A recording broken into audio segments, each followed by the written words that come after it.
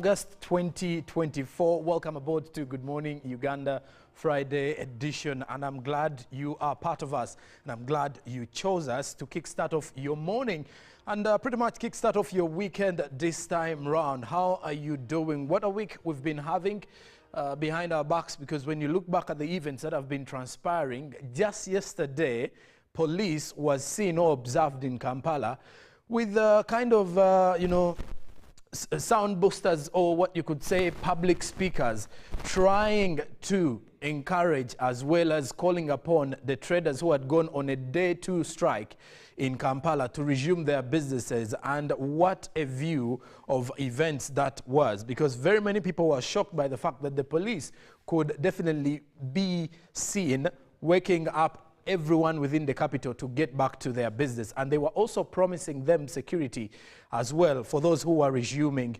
their normal duties. But that aside, on Wednesday, a different kind of feeling was kind of experienced within the Buganda Kingdom, or within the central region, and for the Baganda away from Uganda, because the 31st coronation anniversary was pretty much celebrated, and this time round with a huge prayer that was held at the Namirembe Cathedral. For those of you who are live on UBC, you could definitely experience the entire events or what was happening, because with the Good Morning Uganda team, we were dedicated to making sure that that day was fully recognized and fully celebrated from the perspective of production here on Uganda Broadcasting Corporation. But that said, lots of news and information has been making rounds across different media platforms within the country and away from the country. I am Joram Paul Sonko. I am here for Chantal Oliver Kandinda, Olive Monica Najuma, and Robert Chirabo Nyonyintono, plus Ruben Mpima Chibirango. But for now, let me check on the team in Studio B with Uncle Bob, Robert Chirabo Nyonyintono, and Olive Monica Najuma, who are there, already seated, geared up for the weekend, the first weekend of the month of August. Good morning, Olive. I'm doing okay, but it does seem like the past few days, Kampala has been very, very cold, if that is the word for me to use. Kampala has been indeed very cold, and it's been making some people make certain not so good decisions, but we'll know in 9 months. Whether they took the right decisions. Exactly. The only decision I was taking tea and coffee and making sure that my blanket is close to me. That's a brilliant decision. You couldn't have done anything better than that, and I commend you for taking that route as a younger man. Because some people are not really being that, they're not being that careful. But anyway, jokes aside, good morning, dear viewers. It's a beautiful day, second day of August 2024. We've started the month right in the middle of the week. Exactly. And Olive, before I get back to you, let me first check in on Chirabo Robert Nyonyintono real fast. Robert, when it comes to today, first of all, I did notice you are a biker. I don't know, in such weather conditions, how do you normally, or how does the biker family go through such conditions, especially when it comes to the state of the Kampala roads, for example? Well, I must say it's not only us the bikers, but even people driving. When you talk of Kampala roads and the rain, it is something else. But we have arteries that we put on when it's raining, so you can easily move through the kind of shoes. That's why you said when I get here, I'm dressed differently, and then I have to change and put on something else. I don't come like that.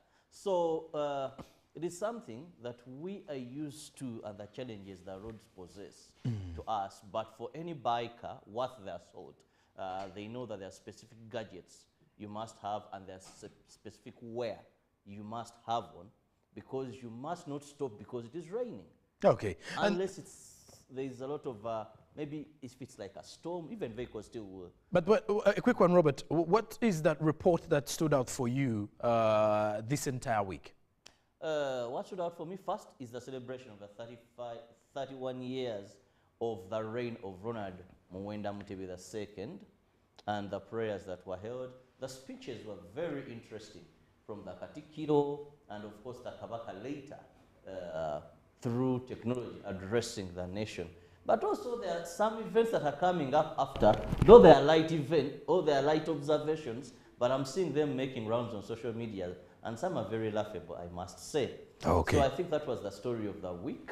All right. I didn't see any other, apart from also the traders coming up. Okay. Yes. Now, let me get back to Olive. First, I must acknowledge, Olive, by the way, is that this week you've given me, there is a meme that normally says, when you have a woman who gives you the vibes of one, a corporate woman, a traditional woman.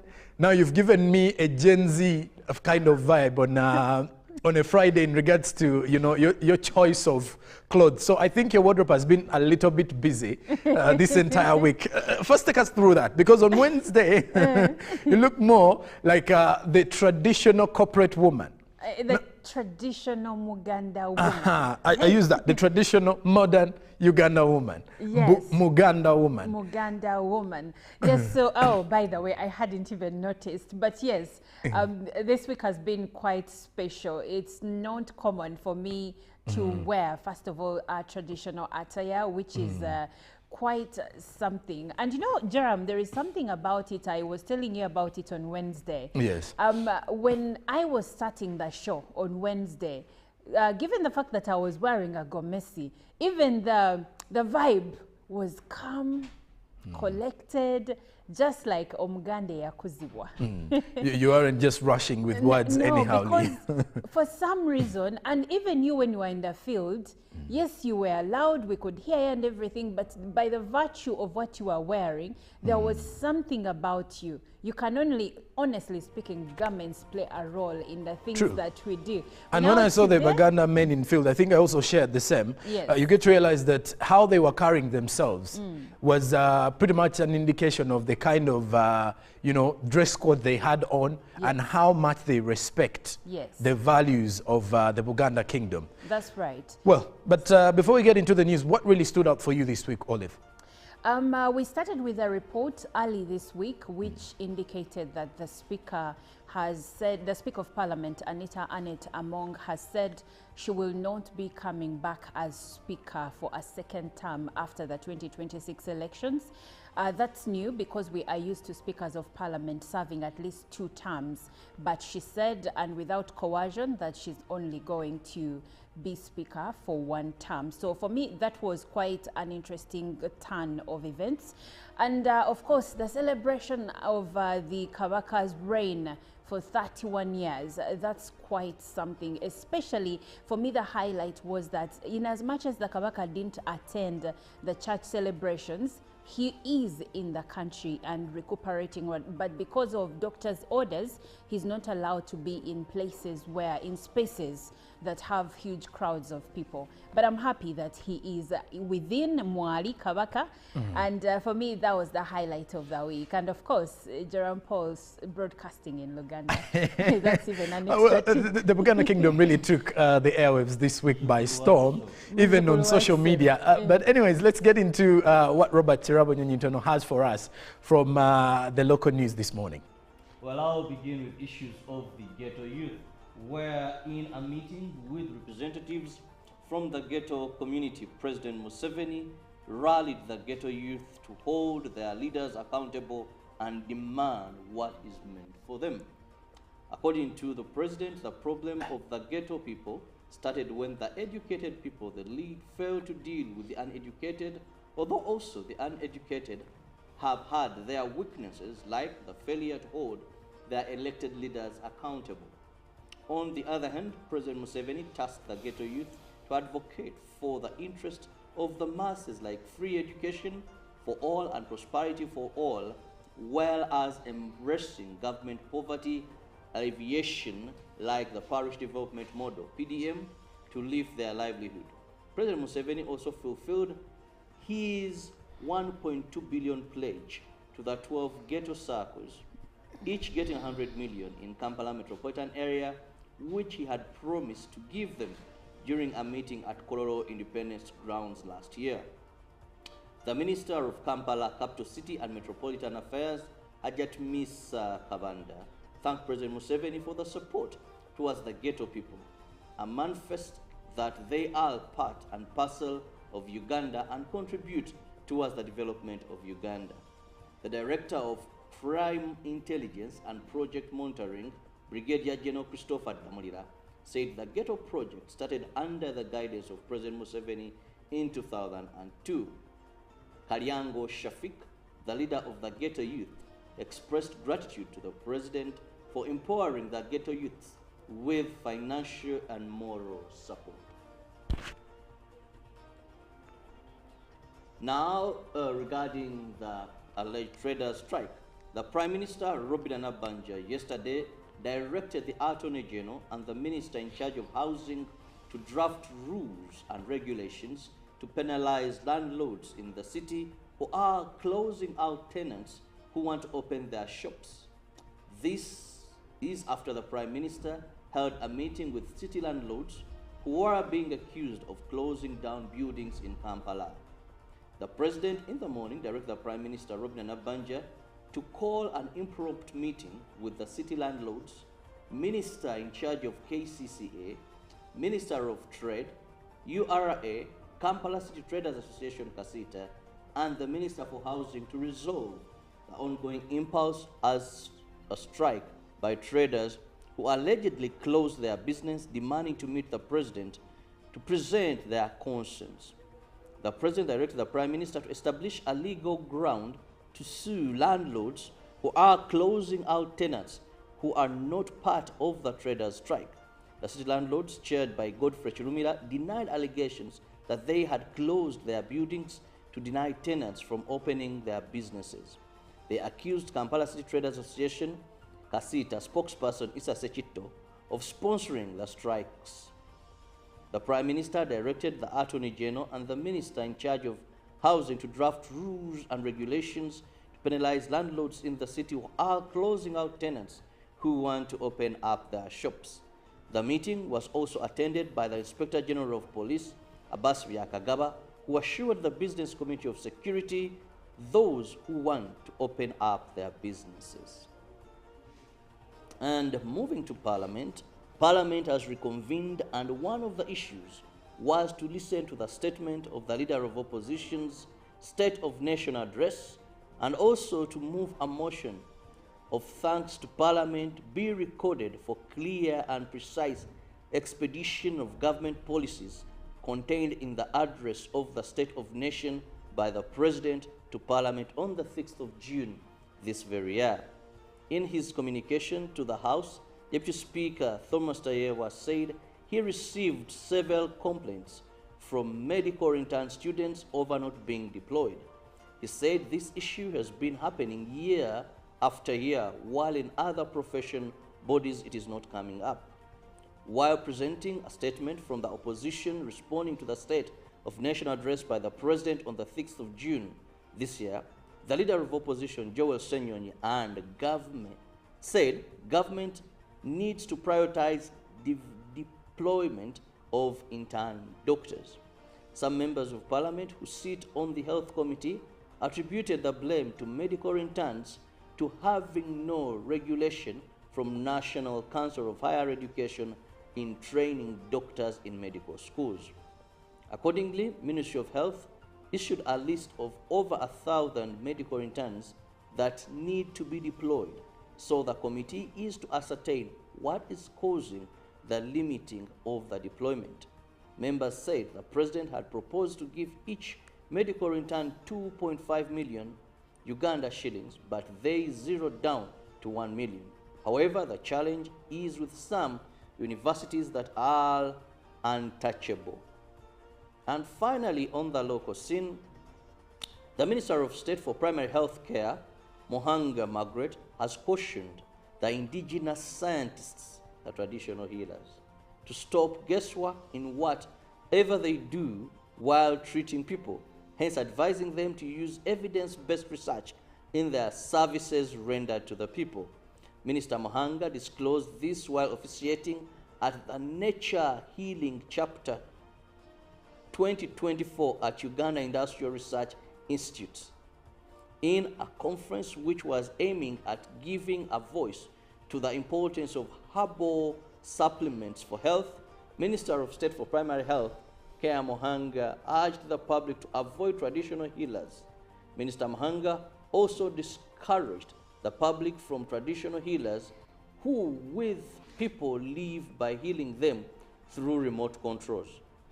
Brenda Nakazibwe, a team leader, the pathogen economy at Science, Technology, Innovation Secretariat Office of the President, said that they set up the first clinical trial platform for such medicine.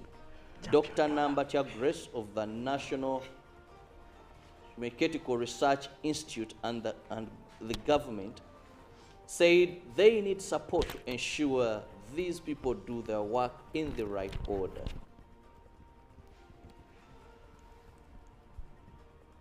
Now, moving on, we launch into international news, and Turkey's leader Recep Tayyip Erdogan, in a phone call with U.S. President Joe Biden, says Israel's killing of Hamas leader Ismail Haniyeh dealt a heavy blow to the ceasefire talks. And this shows Netanyahu's government wants fire in Gaza to spread regionally. Gaza Civil Defense says at least 15 were killed in Israel's strike on a school sheltering displaced Palestinians. Hezbollah in Lebanon leader Hassan Nasrallah says conflict with Israel enters new phase after killings of movements Commander Fuad Shakul and Hamas Ismail Haniyeh. Israel's Netanyahu says the country is at a very high level of readiness for any scenario. Al Jazeera journalists gathered in the Qatar-based media network's headquarters to condemn Israel's killing of colleagues Ismail al-Ghawul and Rami al-Rifi in Gaza. At least 39,480 people, including 16,314 children, have been killed and 91,128 wounded in Israel's war on Gaza. An estimated 1,139 people were killed in Israel during the Hamas-led attacks on October 7th, and more than 200 were taken captive. Now, moving on, chipmaker Intel has announced plans to slash more than 15% of its workforce as it tries to make up ground on rivals such as Nvidia and AMD. Under the restructuring plan announced on Thursday, the California-based company will shed about 15,000 jobs as part of efforts to cut costs by $10 billion in 2025. The move comes after the company reported a $1.6 billion loss in the April-June period, compared with a profit of $1.5 billion a year earlier.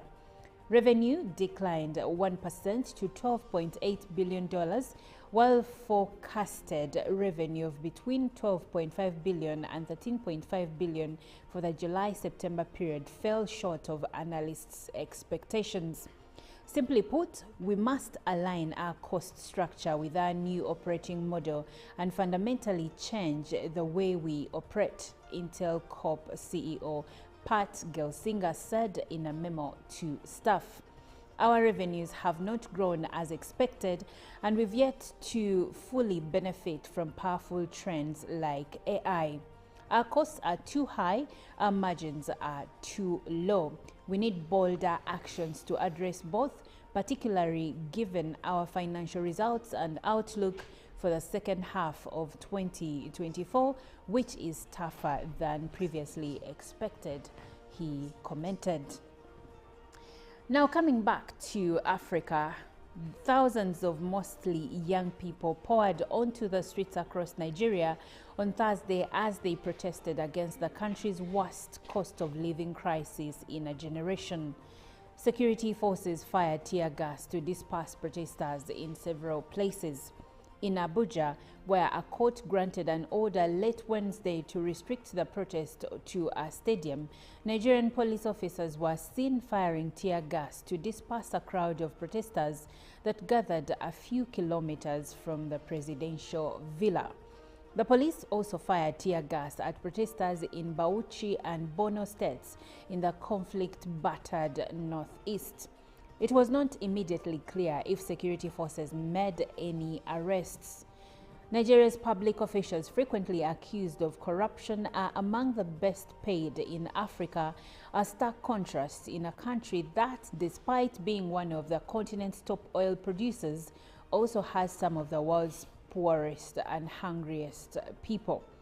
Roads were blocked in parts of the country by either placard-carrying protesters or armed security forces who were deployed overnight after days of mobilization for protests against the government of Nigerian President Bola Tinubu. Some groups also staged protests in support of the Nigerian leader. Well, that does it for our international news. And well, now away from our international news, we now turn our focus onto what is making headlines at the front pages of our dailies this Friday. Starting off with what the New Vision is highlighting: ministries get 35 billion shillings for recruitment. The public service has okayed the fresh recruitments, explaining salary delays further. Then is this the end of tea growing in Uganda? There's a report of that in the New Vision. Also, milestone as West Nile joins electricity grid. Then traders agree to call off strike. That is also in the New Vision. You can find about President Museveni mourning Obote's cousin. That report is in the New Vision. Then in the Beat magazine, theatre is my life, says Wabakambulo. Find more details in the New Vision. Now, moving to the Daily Monitor, the Daily Monitor says historical debt has been paid. West Nile rises from the dark. Read about that report of the West Nile finally getting onto the national grid of electricity. Then Journalism Awards. It's an NMG UG thing. You can look at the Journalism Awards and the journalists from the Daily Monitor that scoped quite a number of awards there. Then President Museveni word comes traders and they call off the strike. Then civil servants suffer another salary delay. Then government is to give traders, manufacturers wings. And then in the Scoop magazine, Miss Uganda meet the 28 finalists for this year's beauty contest.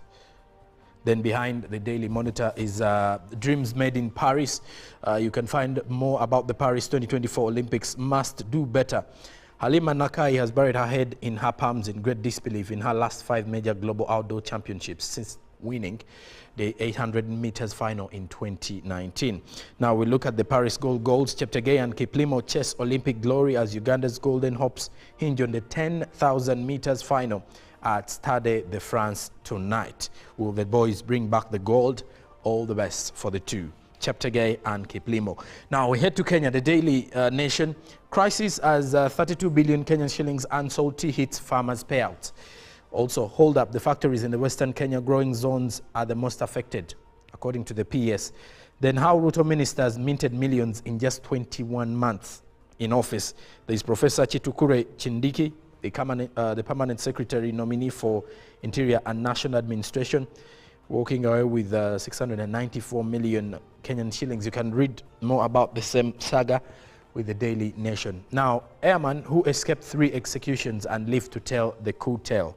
That is within the Daily Nation now. Lastly, from Tanzania, The Citizen. Tanzania's SGR expansion is set to boost intra-Africa trade as growers assured no drop in sugar prices amid fears.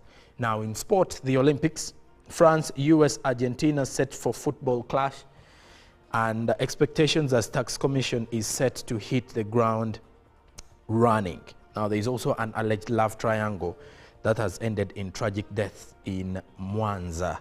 That is something that you can find out more in our dailies. Well, after the return, the team will be here to discuss details regarding marriage and why women hide money from their men, or why wives hide money from their husbands. As a person who is in internship for marriage, I would definitely love such a conversation. But for now, let's get into our song of the day. This one's coming in from Quavo and Justin Bieber, Intentions. Good morning. Life KBC Studios in Kampala. This is Good Morning Uganda.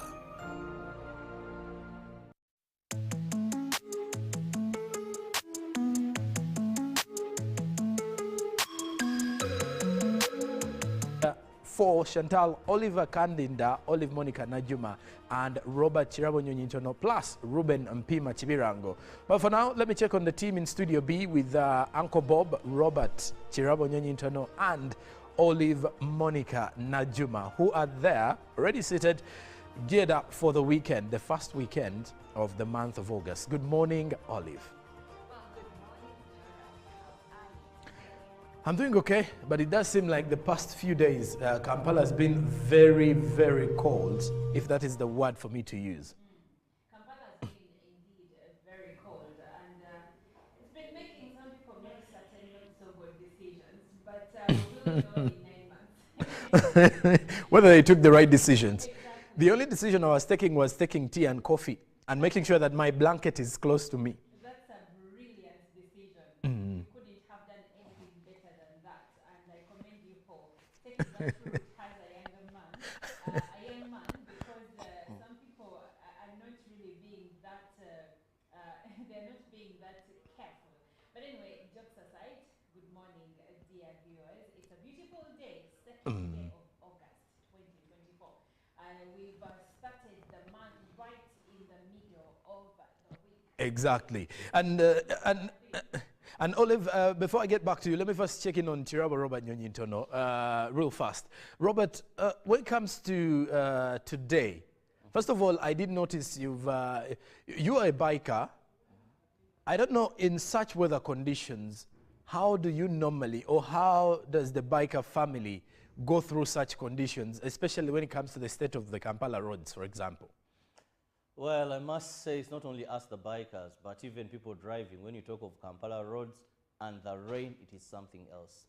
But we have attires that we put on when it's raining, so you can easily move through the kind of shoes. That's why you said when I get here, I'm dressed differently, and then I have to change and put on something else. I don't come like that. So it is something that we are used to, and the challenges the roads possess to us. But for any biker worth their salt, they know that there are specific gadgets you must have, and there's specific wear you must have on, because you must not stop because it is raining. Okay. Unless there's a lot of, maybe if it's like a storm, even vehicles still will. But a quick one, Robert. What is that report that stood out for you this entire week? What stood out for me first is the celebration of the 31 years of the reign of Ronald Muwenda Mutebi II, and the prayers that were held. The speeches were very interesting, from the Katikiro and of course the Kabaka later, through technology addressing the nation. But also there are some events that are coming up after, though they are light events or they are light observations, but I'm seeing them making rounds on social media, and some are very laughable, I must say. Okay. So I think that was the story of the week. All right. I didn't see any other, apart from also the traders coming up. Okay. Yes. Now, let me get back to Olive. First, I must acknowledge, Olive, by the way, is that this week you've given me, there is a meme that normally says when you have a woman who gives you the vibes of one, a corporate woman, a traditional woman. Now you've given me a Gen Z kind of vibe on a Friday in regards to, your choice of clothes. So I think your wardrobe has been a little bit busy this entire week. First, take us through that, because on Wednesday, you look more like the traditional corporate woman. The traditional Muganda woman. I use that, the traditional modern Uganda woman. Yes. Muganda woman. Muganda woman. Yes, so, by the way, I hadn't even noticed. But yes, this week has been quite special. It's not common for me to wear, first of all, a traditional attire, which is quite something. You can now get all the Chibuzi out with MTN voice bundles. Call all networks Kubei Dondoro. Buy a 25-minute voice bundle for only 1,000, or buy any daily voice bundle of your choice. Dial *100 *21# and select daily, or use the MyMTN app. When we talk together, we are unstoppable.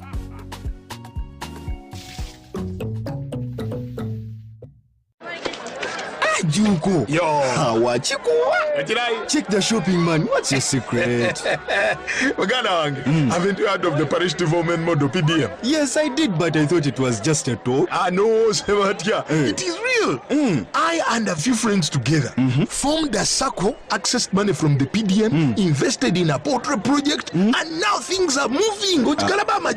Juko. I thought I was one of your friends. You are. But you left me behind. I didn't leave you in poverty. What you do, just visit your LC2 chairperson and your parish chief and start the process of economic transformation. Just like that. The parish development model is an initiative from the government of Uganda through the Ministry of Local Government designed to transform all lives of Ugandans for the better. PDM, my parish, my development, my life.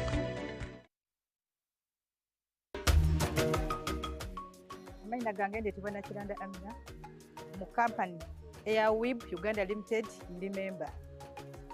Wemba member company eno weyeida twalinga tutuli bulungi nga abashala abe wakawaka. Abashala abe wakawaka tuwemera kubaami baife nga bonkana abajamu nandanga twidinti abashala tibakozesa ki nanda. UN Women weyeida yatuteekateeka yatwegesa okulunda engege nga abashala.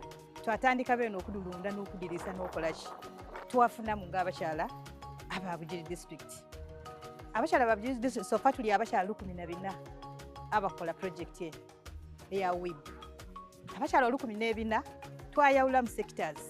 Mulimu abakyala ba production abaliisa, mwaba abakyala ba validation abongera engege omutindo bayongerako omutindo, twaba n'abakyala ba harvesting abaharvestinga, twaba n'abakyala abakolaki aba marketing. Sector dona did trained era did chedikola ki chedikola. Project eno tufunye mu nga abakyala. Government yaife ne Uganda njebaza. Okuja kujanga batulingirira mu nga abakyala abana Uganda. Eri kujanga etrobingira ebibiina bingi. We have UWeb, baleta parish development model. We have Myoga. Byona biri kwida muki mu bakyala. Oba mu bantu abaki aba Uganda.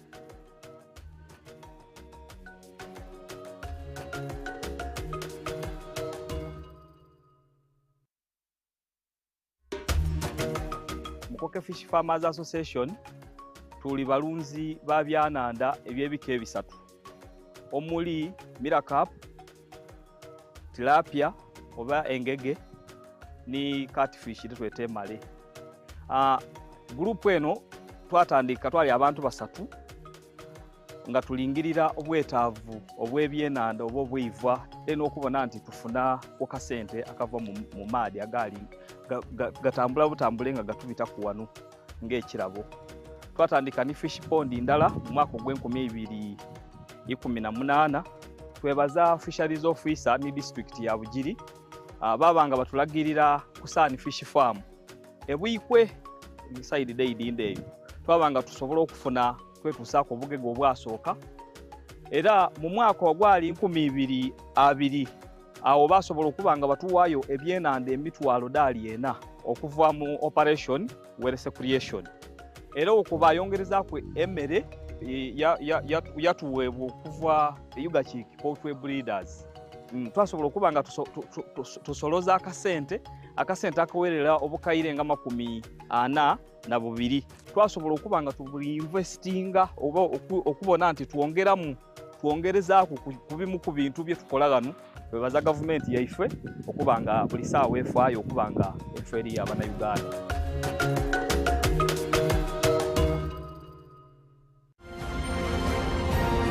Live from UPC Studios in Kampala, this is Good Morning Uganda.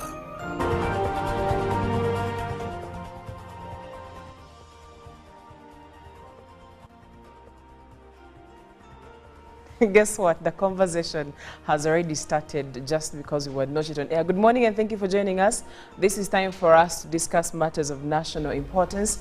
And I'm here with Olive Monica Najuma, Trevor Robert Nyonyintono. My name is Chantal Oliver Candida, and we are joined by Pastor Cyrus Rod, and we are geared up for this conversation because guess what? It is a very interesting conversation.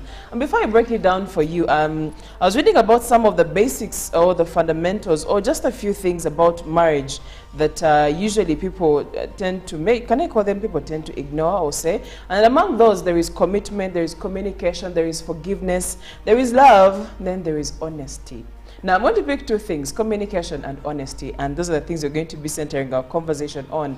There's a report that was put out earlier this week, and it was urging men to stop hiding money from their women.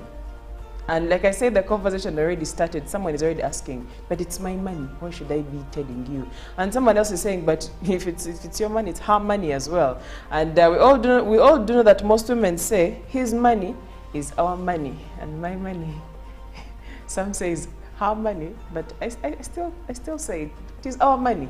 My money is our money. And that's the conversation we're going to be having this morning, so welcome aboard. Just to give you a little bit of statistics. Now, according to research, it was realized that 42% of people who are currently married or living with their romantic partner kept a financial secret from their person. Please do note that things to do with money and finances are one of the big causes of separation and divorce and conflict in a family. And I think Pastor Cyrus will give us, will let me know if I am on the wrong track, but I've tried to see the trend. So a woman will leave you because you probably run broke and you fail to get out of your head to make headway. But also, it has all these other effects it causes, and at the end of the day, someone has to make the decision on whether they should stay or not. Now, it also says 30% admit spending more than their spouse or partner would approve of, and 23% are holding secret debt, 19 have secret savings accounts, 18 have a secret credit card. Now, it was further broken down into the Gen Zs, the millennials, Gen X or Generation X, and then the baby boomers. Now, in the Generation Zs, it is at 67%. And in the millennials, it is at 57%. And in the Generation X, it is at 34%. Clearly, you can see there's been a gradual increase in the percentage as the generations kept coming along. So welcome aboard. Let's have this conversation. And let me start with Pastor Cyrus. First of all, good morning. Good morning, how are you? Fine, thank you. It's good to have you on the show. I'm excited for this conversation. Would you hide money from your wife? Why? Well, probably because you might want to spend it on something that she may not approve of, just picking one or two things here. You see, first of all, we need to understand exactly why hide money. Mm-hmm. Money is power. Right. So if I'm going to hide money, then I'm going to hide power. Mm-hmm. Why should I hide power? Because I hide power or try to hold on to power because I want to control. Mm-hmm. So most people get into marriage for the purposes of control and not because they love and can hold to one another. Right. But because they want to control. For example, many men say, I want to get married because I want to control. I need a wife I can control. Mm-hmm. You get that? Right. So this sense of trying to control is where this hiding begins coming in. Right. I want to control you, so I'm going to hold the money. Mm. And because it's power, even when I initiate my relationship with you, this is how we start. I begin by showing you money. Usually, yes. Usually, and I have the ability to take care of you. Mm-hmm. I have the power. I can cover you. I can take care of you. Right. Then after, down the road, I begin hiding it from you. Why should I hide it from you when I started by showing you that I got it? Mm-hmm. And it's all money that you can enjoy. Then when I begin hiding it from you, I mean, this is ridiculous. Why should I hide it from you? Because right now, when I started by showing it to you, it wasn't honest. I wasn't sincere. I just wanted to see how I can manipulate my way into your life by showing you that I have this. And you fell for money, you never fell for me. Right. Right. And I've never given myself to you. So every time you come around, I gotta keep this money because 1, 2, 3 things. Money. It's what's keeping you around. It's what's keeping you around. And so I have a lot of things to do, and I started by showing you we can go out, and now with all this mess around me, I begin hiding it. I'm scared because I will not be able to sustain what I started. because I didn't know what love is. I just wanted to control you. So if I am getting this correct, anyone that hides money from their partner, it had a foundation of control somewhere. It had a foundation of because manipulation and control. Exactly, because look at this. Why should I hide it from you? Why? The reason I'm hiding is because I never exposed myself in the first place. What if you have, say, a spouse or a wife who is extravagant? Some will say that I'm hiding money from my spouse or from my wife because she's extravagant. If I'm hiding money from my wife because she's extravagant, I'm just failing as a man. I need to teach you how to handle money rather than hide it from you, because I'm the head. I'm supposed to show you how things are done. Why should I hide it from you? I am killing my communication power. Because now I'm becoming selfish. I'm keeping things away from you. Right. I'm not being transparent. We're talking about this transparency. I'm not being transparent. I'm just hiding it from you. Why? Because I'm so afraid you're extravagant. The best thing I can do is simply say, come here, honey, let me teach you about money. Because if a woman focuses on money more than any other thing, she's still empty. That is true. She's trying to find some comfort in the money. And most men, instead of reaching out to her and giving her yourself, you keep saying, she's extravagant, then who's gonna teach her how to handle money? It's your responsibility as a man. Teach her instead of hiding the money. I would like to bring in the lady this morning. And first of all, have you, Olive, have you had a scenario where someone has hidden money from you? And why do you think men hide money from their wives? Well, Chantal, men hiding money seems like the acceptable common characteristic of Ugandan men. Among Simply others put. that we... many other, by the way, bad manners that have been normalized. Right.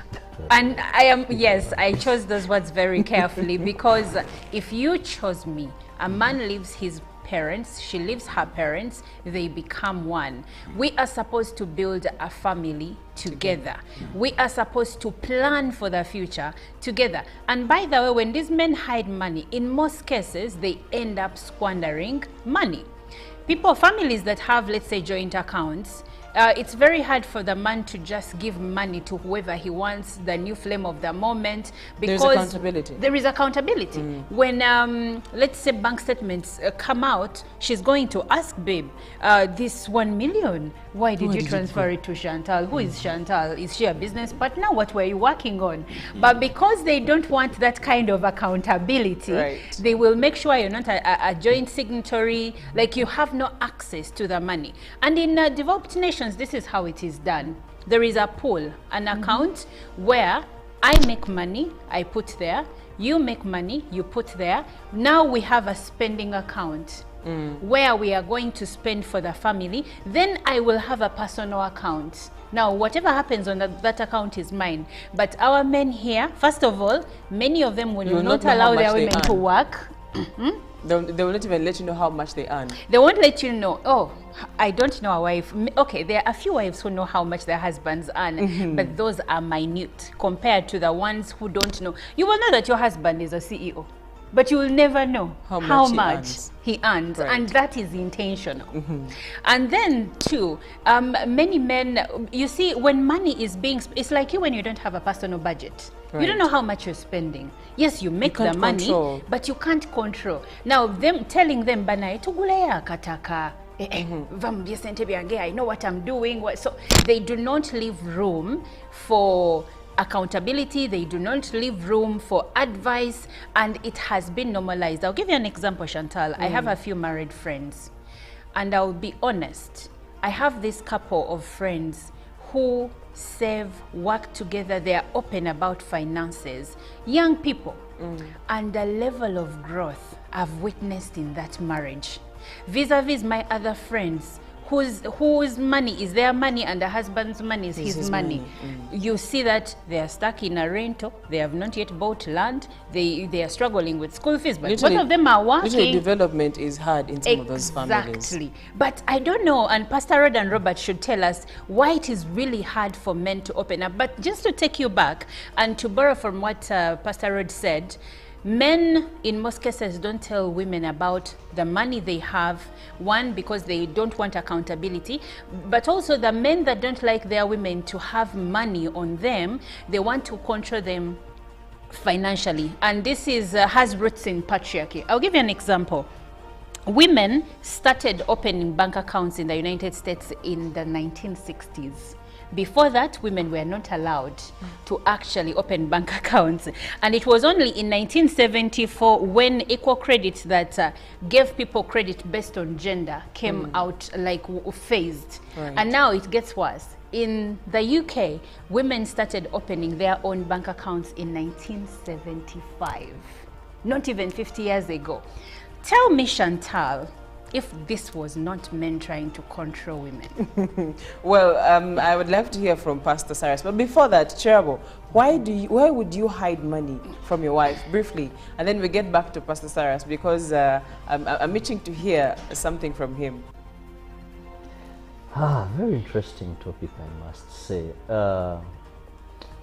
First, Pastor Cyrus talked about the foundation of any relationship. To be honest, it is the foundation that determines what the relationship is going to be like. What are the reasons why the both of you came together?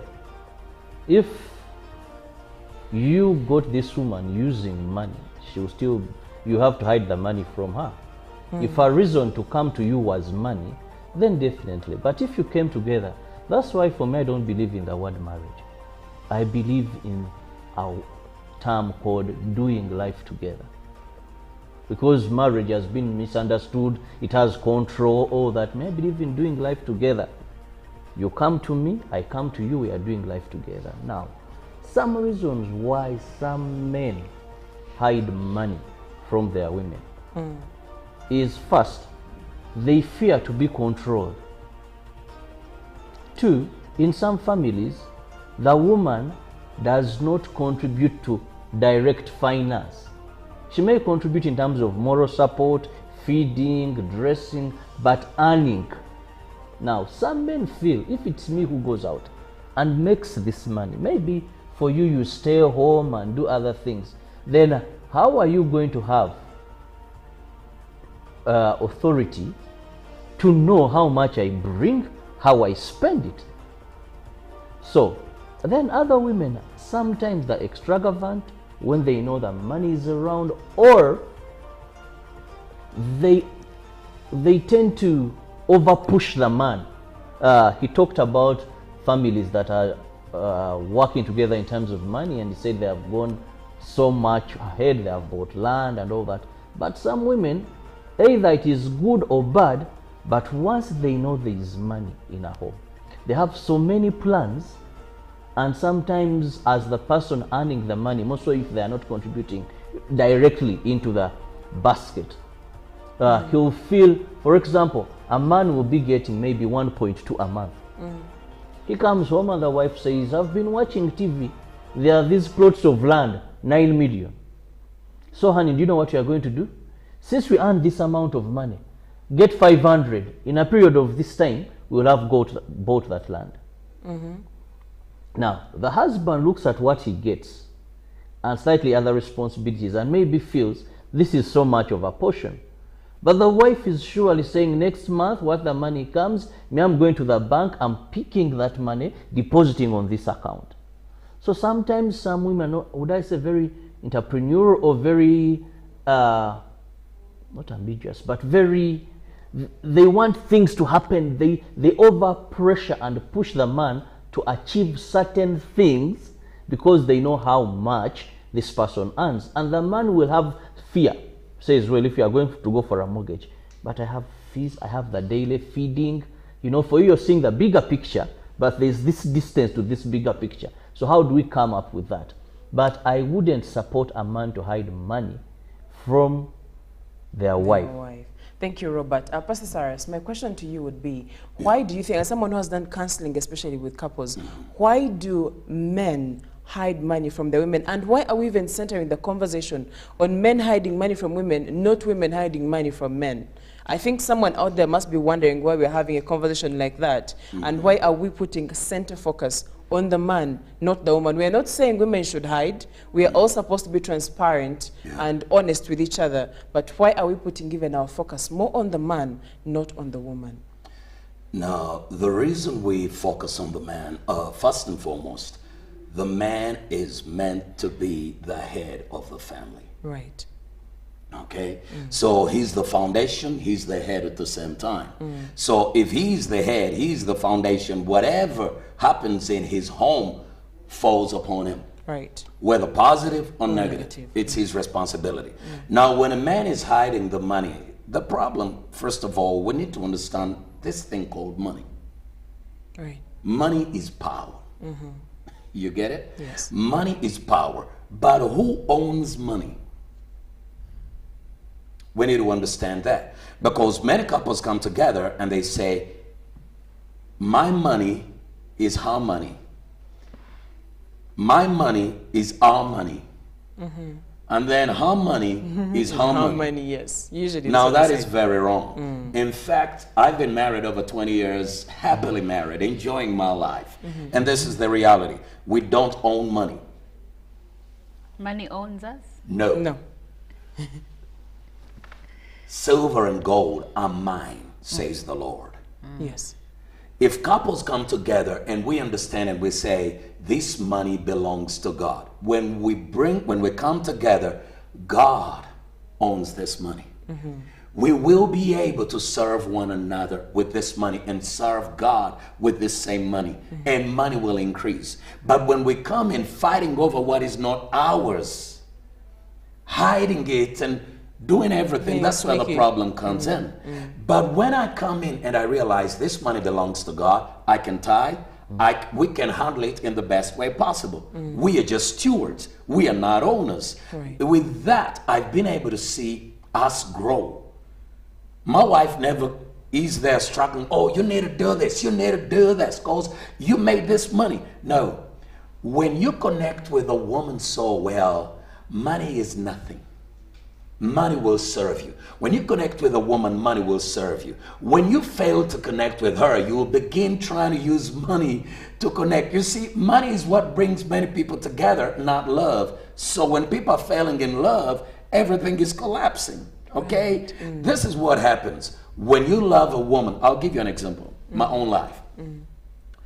I met my wife and she was working, she was making good money, and I loved her the way she was, and I never went to her and I said, oh baby, please can you give me a debt, you know, a loan, I'll bring it back. Now you see, I believe 99% of men who take loans from their wives never pay back. Yes, they don't. And the reverse is true, though. And the reverse, no, Chantal, you said we're talking about the man. Okay, the reverse is true. I think that is hardly found. When women are borrowing money from their husbands, it's very hard. Yes. But this is what happens. When a man borrows money from a wife, he begins feeling entitled.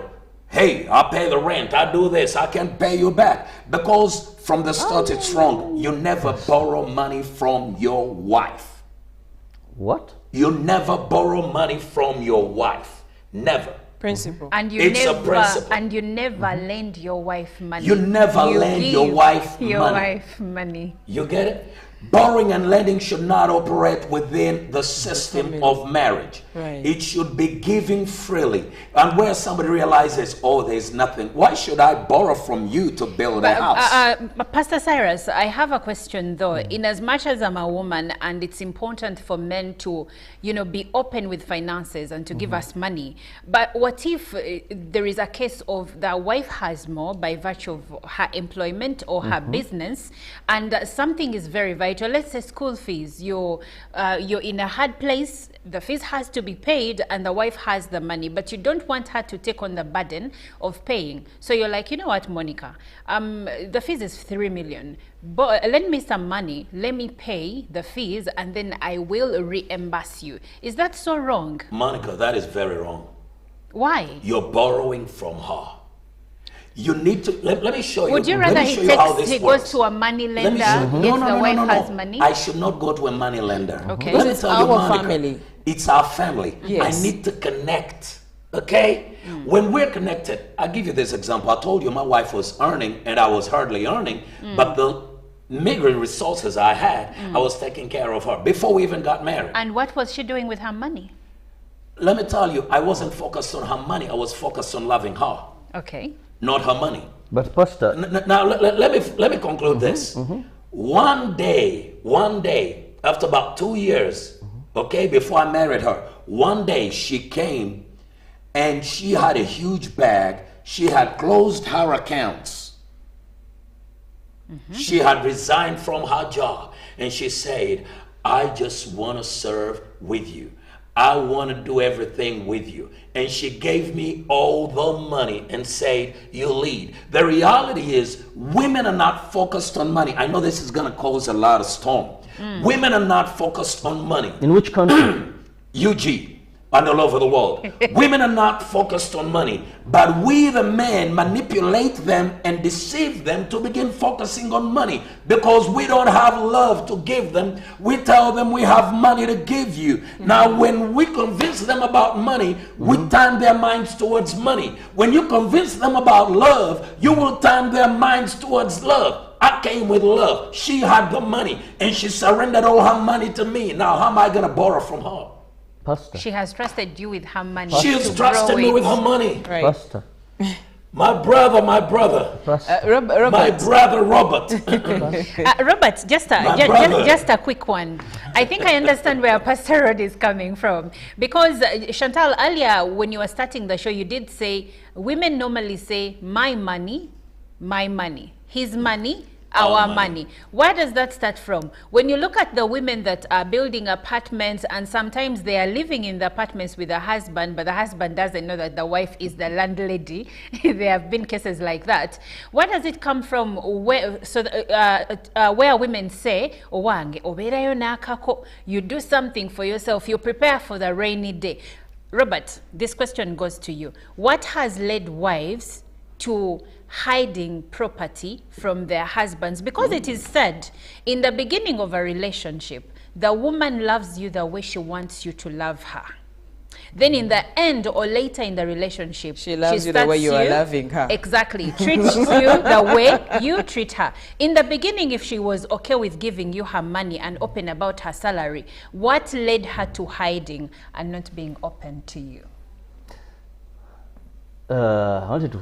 Okay, let me first answer, then I'll go back to Pastor, because I think he's more of a historian, poet, and all that, and now we are scientists now. Robert, let's be open-minded. And let's be realistic. And he's a married man for 20 years. Yes. Let's be open-minded and let's be realistic. Married, but of course, one in a million anyway. But the truth be said, and being practical, one, why women tend to do that is when insecurities come in. Who brings the insecurity? And for this reason, like you've said, certain things are traditional. Many times people think that insecurity in a marriage is brought in by a man. Now, but even women bring in insecurity.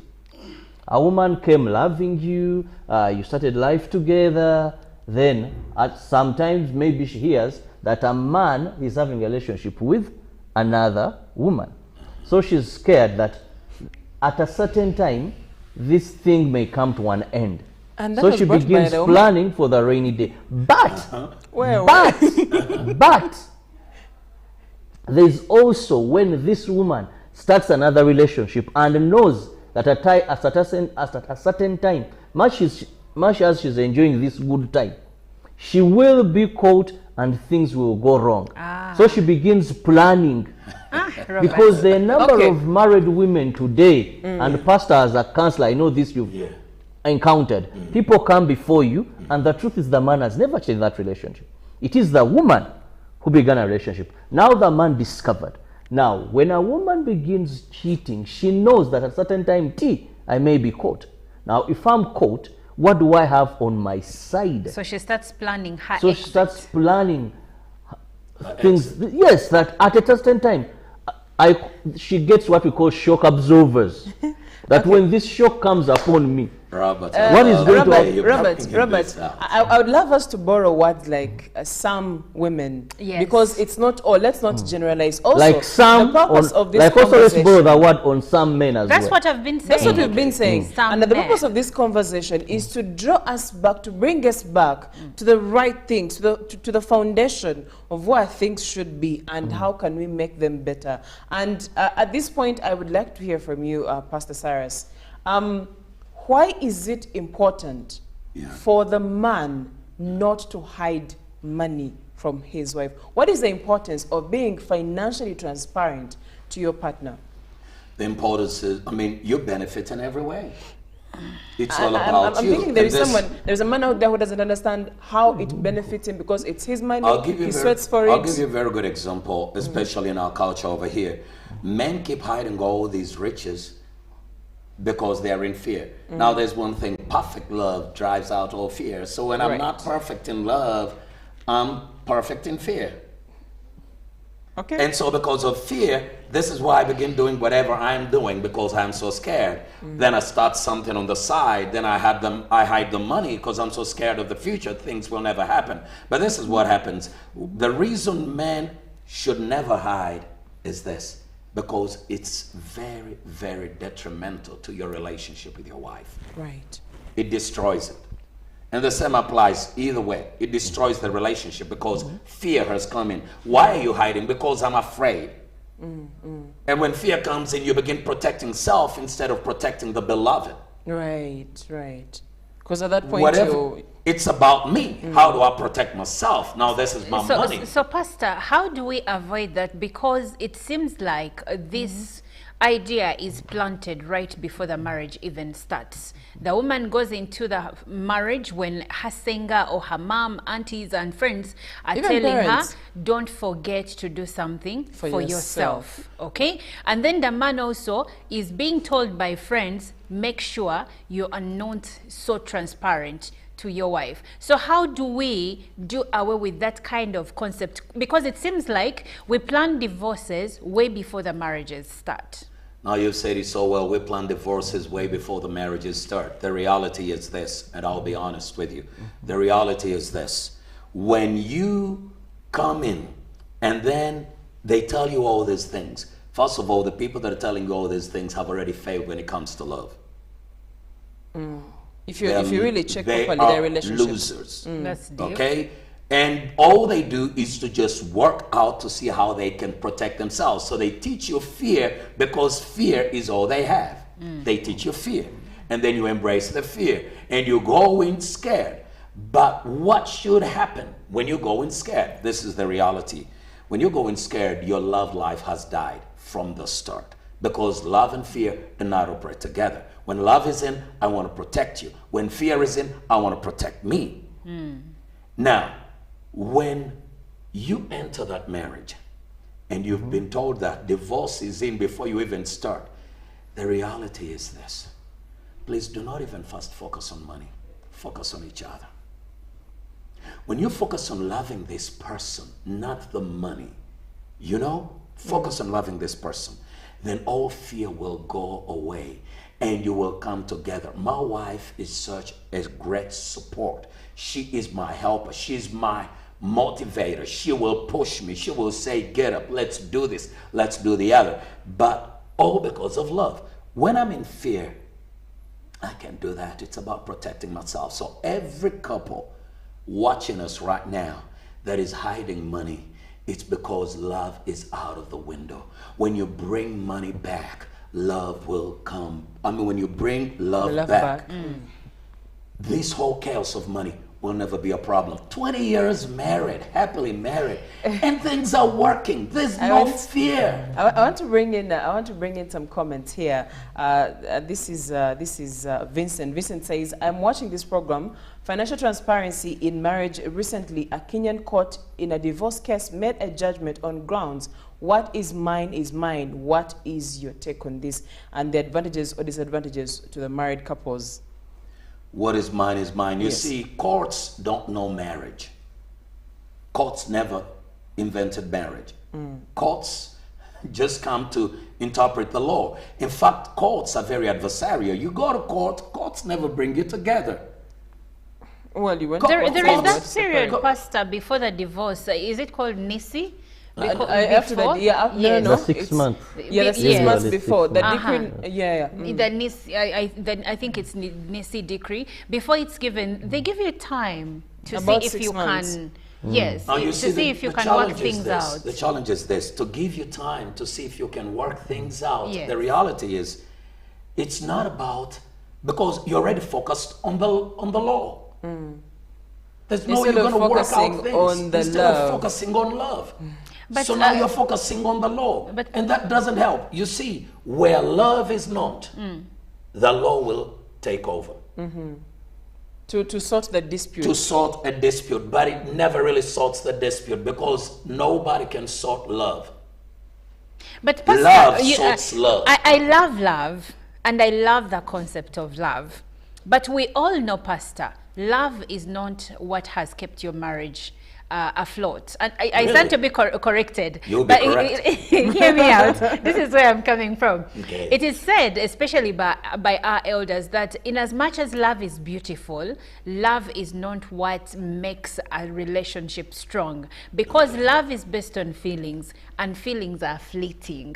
Okay, so there are other facets to this whole thing called marriage and relationships, like kindness, like being deliberate, like being intentional, like good communication, to mention but a few. But all I'm hearing from you, Pastor, is love, love. And love is good. I'm a lover girl. But are we saying that without love, then there is no relationship? It gives us can a I basis. bring the correction? It gives us a basis. Can I bring the correction? Yes. Love doesn't just give you the basis. Love is everything. And I'm bringing the correction. Love Virginia. First of all, oh my God. Now, look at this. Love comes in and it happens in this manner. You say love is based on feelings. That is very wrong. Feelings love are is not fleeting. based on It's a feelings. choice. Love is not a feeling. Feelings are about emotions. And this is where many marriages collapse. Because we come together because I see a beautiful Chantel and I say, oh my goodness, She has to be my wife. My goodness, she's got to be my wife. I got feelings for you. And this is how boys do it. I got feelings for you. And then Chantel is like, I got feelings for you too. And then let's go. I'm in love. I fell in love. People don't fall in love. Butterflies and The butterflies and all that kind of stuff. You're doing the body stuff. You're not doing anything real. You mentioned kindness. Kindness is love. Gentleness is love. Being deliberate is love. All that stuff is love. But we never consider it. The Bible says, I can have all the knowledge in the world, but if I don't have love, I'm a waste. So if I can do miracles and great things. If I don't have love, I'm a waste. Love is everything. But people not understanding love begin thinking love is a feeling. So they tell you love is not everything. So you begin pursuing, okay, now let me get the knowledge. Let me get this. Let me get this. And somebody says, can we eat love? Without love, you can't even eat. When you're nursing a heartbreak. When you're nursing a heartbreak, your wife shows up and she won't talk to you. You think she's put some stuff in the food, and you're like, oh man, maybe I won't touch shouldn't. that stuff. those because are there's no love. emotions. Those are emotions that I was talking about. Yes, Robert. Now those are the emotions. Robert, Yes, Robert, Rob. you have something to say. Hey, Rob, come on. Pastor is a very interesting person. Very, very interesting. Come on. Now you've defined love to almost be everything. Yeah. But Pastor, I want to be very honest to you. Please. There was a generation where love would be everything because the demands were very less.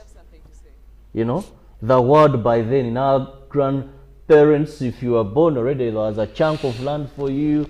You know, today, the engine of love is money. No. You know? That is according to you. No. Not according to me. No. Let me tell you. I want to hear where this is going. Let me Yeah, tell I also you, want to know where Pastor, it's coming from. Okay. you're going to find a situation where even if love is in the home, the love you're talking about, and there's absence of money, and there's accumulation of bills, accumulation of almost everything. Like you said, without love, if you're nursing a heartbreak, you can't eat. But still without money in a relationship, Love goes out the window. Even if you're married, you can't have good time at night because you're thinking of how are we taking these children to school? How are we doing this? She's tried her best. You've brought your heads together. How are you going to have these good meals, these fancy moments at night without money? A person is going to come to you, said, yes, we go after beauty, but pastor, you're the very person who said a man must provide.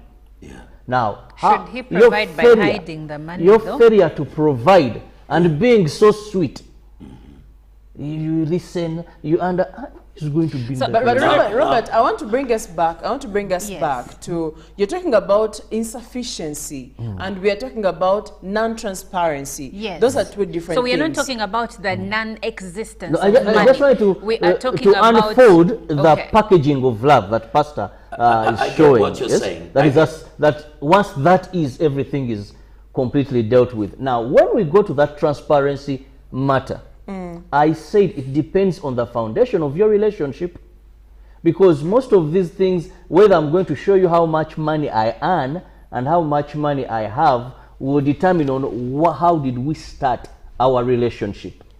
And Robert, let me just get through the comments, because we only have about 3 minutes, and prepare your parting shots. They better be nice, Robert. Be nice.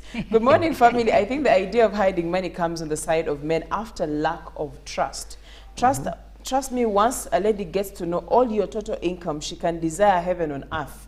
They become Marie Antoinette. This is what it says. Since they have a wrong mentality that men work purposely to please them. I can personally advocate for both partners to have their bank accounts, each and one joint account for the family, but fellow man, don't expose all income to her if you want to move some extra miles. Cricket, Derek Gagamel from Makindye Luafu. Derek, you know. No, I agree with you. Can I go first? Before that, a bottle of wine on you this weekend. A common issue in relationship is financial secrecy. Spouses often hide money from each other due to mistrust. This is Bulaza Bata. Spouses shouldn't borrow money from each other. Why create unnecessary debt or loan dynamics in a relationship when everything is shared? It's all ours anyway. Let's maintain transparency, trust, and unity in our finances. Bulaza Bata says, love is the foundation of any relationship, not money. When love leads, relationships thrive. When money leads, relationships suffer. Let's build our connections on the rock of love, not the sand of wealth. Now, Wagosi Ali from Palisa says, being financially transparent in a marriage, it's giving financial support to your wife's wrong acts, and it becomes the genesis of misunderstandings the time you don't show it. This can lead to downfall of your marriage at a point. So I say spouses should always have financial privacy. You people are hurt. You people are hurt. Now, good morning. I have missed a big discussion, but from where I have joined, the foundation of marriage should be built on transparency and responsibility sharing from the word go. Unfortunately, men think telling a woman, I don't need your money, is prudent, yet this leads to lack of accountability from both sides. We need to be real. All empowered women must take part in family building, both emotionally and financially. And then Papa Duba says, majority of women hide or keep money from men or from their family. Oftentimes, it's the man catering for all home expenses, including school fees and family development. Now, the comments are quite many. Someone says, I got married to my longtime girlfriend at the age of 24 in 2019. I was financially transparent with my wife because I was overseas in the US. The only positive thing I got from being transparent with my finances was divorce and loss of 70% of my property, it's right to hide money and property from Ugandan women. And he says, this is Frank. I'm sorry for what happened to you, Frank, but there's good women out there. Also, and we have a few minutes and we should be out of here. So I'll be picking your parting shots. Chirabo in 3 seconds, Olive in 3 seconds, then we'll finish with Pastor Ron. Also, Frank didn't tell us why there was a divorce and a cause for the divorce. He could have been the cause, but I'm not blaming anyone here. And I will disagree with Cricket Derek. When you compare women to Marie Antoinette, King Louis the 16th had money. That is the money that Marie Antoinette was spending. Well, okay, my parting shot is this. Men need to learn transparency. if you start by being mysterious, the relationship is going to suffer a big loss because you're not being open from the beginning. You cannot get what you're not giving. It doesn't work like that. Thank you, Olive. Robert, in a few seconds, your closing remarks. Well, I can't give what you're not giving. And financial transparency requires both sides to be transparent.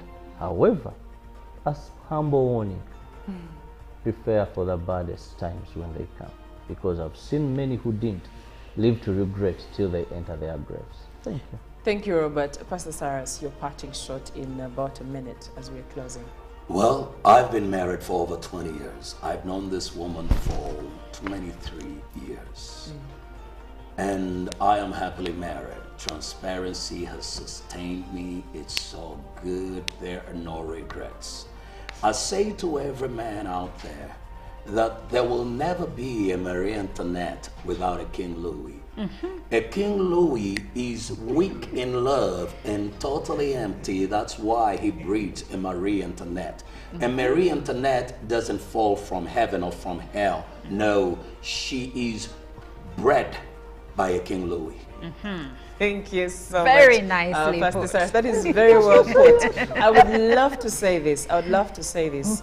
There is a lot of gain for you as a man if you are transparent with your partner. But then again, revisit the foundation of your relationship and make it as solid as it can be, to be able to be good grounds for transparency, for honesty and proper communication. But again, sometimes it's in upbringing, sometimes it's in society and how we are built, sometimes it's in previous experiences, and I hope that whoever has an issue may find healing this morning.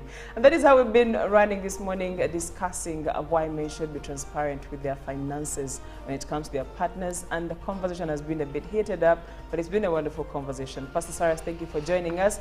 Olive and Robert, thank you for being a part of the conversation. And to you, our viewer, you've done a great deal, especially you who was able to comment. We're going for a very short break. When we come back, it's going to be a performance, so please stick around.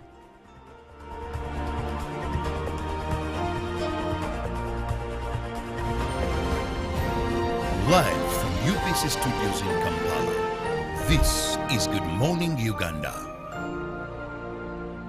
Pick of the day on UBC. One-on-one with Michael Jordan Lukomwa. A weekly face-to-face conversation focusing on accountability, inspiration, information, and sensitization of the public from the various sources, such as inspirational profiles. Having disability is not inability. Every Friday, 9 p.m., it's one-on-one with Michael Jordan Lukomwa. Don't you see anywhere that you would give a credit in the fight against COVID? My role as the owner of the country is not to, be preoccupied by giving credit to my servant. We have said that if we are to talk to General Museveni, there must be certain conditions in place. Is it true that you paid 5 million shillings to MPs that voted for? Was brought to you by. I'll call you every day, yeah, yo, You can now get all the Chibuzi out with MTN voice bundles. Call all networks. Kubei Dondoro. Buy a 25-minute voice bundle for only 1,000. Or buy any daily voice bundle of your choice. Dial *100 *21# and select daily, or use the MyMTN app. When we talk together, we are unstoppable.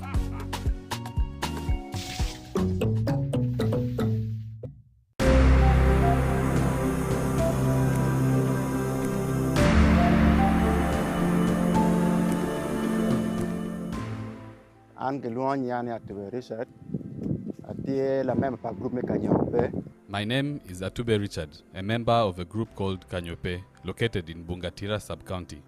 This group started in 2008, but the Prelnol project started supporting us in 2009. The project has offered us training on farming, and the training we got has helped us immensely. We used to farm in a traditional way, planting a variety of crops. But when the team from Prelnor approached us, they asked us to choose particular seeds to grow which can yield very well in our area. We chose groundnuts and rice, which we are growing. With this kind of farming, the project also taught us how to sell as a group after finding a market. The support from the project has been so good to us.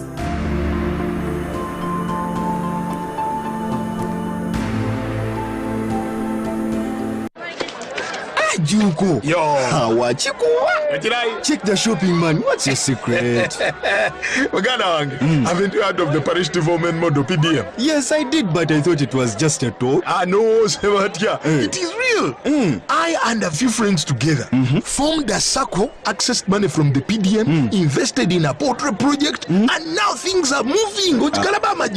Juko. I thought I was one of your friends. You are. But you left me behind. I didn't leave you in poverty. What you do, just visit your LC2 chairperson and your parish chief and start the process of economic transformation. Just like that.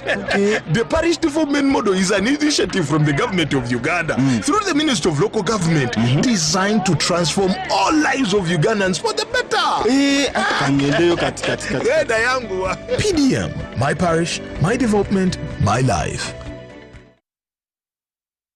Nyati Motion Pictures brings you the tragic story of the mighty empire of Bunyoro Kitara. Enjoy the story of Africa's mighty warrior Omkama Kabalega in Tuko Pamoja Bunyoro segment. Bunyoro would have simply created an East African community that we're looking for today. When the Bachweze weekend that we see the emergence of all these other kingdoms that were under Bunyoro Kingdom. That's Buganda, Bunyoro, Karagwe, Rwanda, Burundi, Nkore.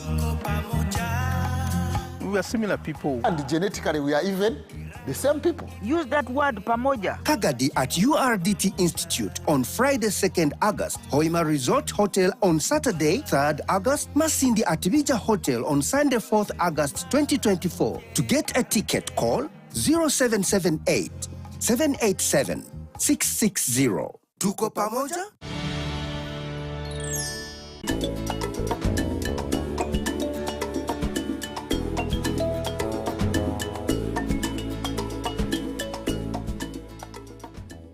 Dealing with bloating and stomach discomfort can be a challenging and uncomfortable experience. Whether it's post-meal discomfort or that pesky bloated feeling, finding relief is a common goal for many individuals. Get ready to kick bloating to the curb with a set of exercises designed to bring relief to your stomach. No fancy equipment needed, just your dedication and a desire for that amazing post-exercise bliss. Your journey to a happier tummy starts now. Let's get moving. Number 1. Walking. A post-meal walk. Not only encourages gentle movement in your abdomen, but also helps activate your digestive muscles. The rhythmic motion of walking aids in the natural contractions of the digestive tract, facilitating smoother digestion and reducing the chances of bloating. Number 2. Deep breathing. Deep breathing engages your diaphragm, promoting relaxation and reducing the stress response. Stress can contribute to bloating, so practicing deep breathing helps create a calming effect, supporting optimal digestion and potentially alleviating bloating. Number 3, cycling. Whether cycling outdoors or on a stationary bike, the continuous pedaling engages core muscles. This engagement helps stimulate blood circulation in the abdominal area, promoting digestive efficiency and reducing bloating. Number 4, abdominal massage. By using gentle circular motions in a clockwise direction, you're not only increasing blood flow but also encouraging the movement of gas through the intestines. This can be particularly beneficial for those experiencing discomfort due to trapped gas. Number 5, plank pose. Holding a plank engages multiple muscle groups, including the core. This activation supports the digestive organs and enhances muscle tone, potentially aiding in digestion and reducing feelings of bloating. Number 6, pelvic tilts. This exercise. Live from UBC Studios in Kampala, this is Good Morning Uganda.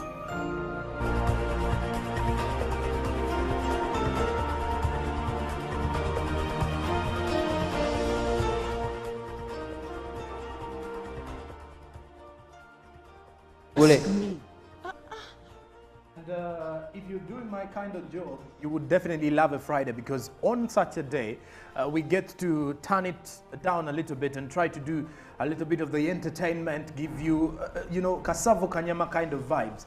Welcome aboard to Good Morning Uganda Friday edition. It's a different kind of an experience here in studio. Now, following the conversation that has been heated up here in relations to marriage today and why you shouldn't keep away your finances from your spouse or anything to do with financial accountability. Our conversation now is turning into a musical one, because tell you what, I do have a guest artist this particular morning. He's a performer, an artist, an entertainer, a musical composer, and he's also someone who really, really loves music. Ladies and gentlemen, my dear viewer, I do introduce to you Mick Zola. Now, Mick Zola is coming in from Gulu, and he's right here on Good Morning Uganda Friday edition. How you doing, brother? Hey, I'm doing so great. Take us through your musical journey, but first, say hello to the viewer and say hello to your fans right away from Gulu and other parts of the country. Hello, ladies and gentlemen, all Ugandans and my fellows from Gulu. I greet you all in Jesus' name. This is your boy Mick Zola, in the building. Right. Mick Zola, let's start from there. How do you come up with the name Mick Zola? Because I've seen so many Ugandan artists having different names, not only Ugandan artists, but so many musicians normally have stage names. Now, what does Mick Zola stand for, and how did you come up with such a name? Now, Mick Zola, it's a combination of two words. One is my nickname. It was Mix. Ever since I like mixing a lot of things, music, dance and drama. You also mix women? No, that's out of it. All right, and then Ola comes from my real name. My name is Olara. Olara means save me. So I decided Mix was a nickname. Mix was a nickname. So when I discovered that I have this passion for music and I need to, get some name to identify me as an artist, I decided to pick the first three letters of Olara, that is Ola, and I added it to Mix, making Mix Ola. All right. And we're also live on his TikTok, by the way. Is it Mick Zola as well? Yeah, Mick Zola, YouTube, Mick Zola, Facebook, Instagram. We're also live on his TikTok for those who are following us to watch a little bit of the behind the scenes drama in here. But, well, Mick Zola, away from the name as well, how long have you been a musician, and how long did you discover, how long have you been in the entire music art anyway? In the entire music, I think my whole life. And my first recording was in 2008. That is after my primary 7 exams. That vacation, I had to step in studio and start showcasing my talent out. And how have you found the journey? Because if it's 2008, here we're now speaking of close to 27 years. Also, about 26 years really. It's been long. It's been long. Not 26, 16. 16. Yeah. It's been long.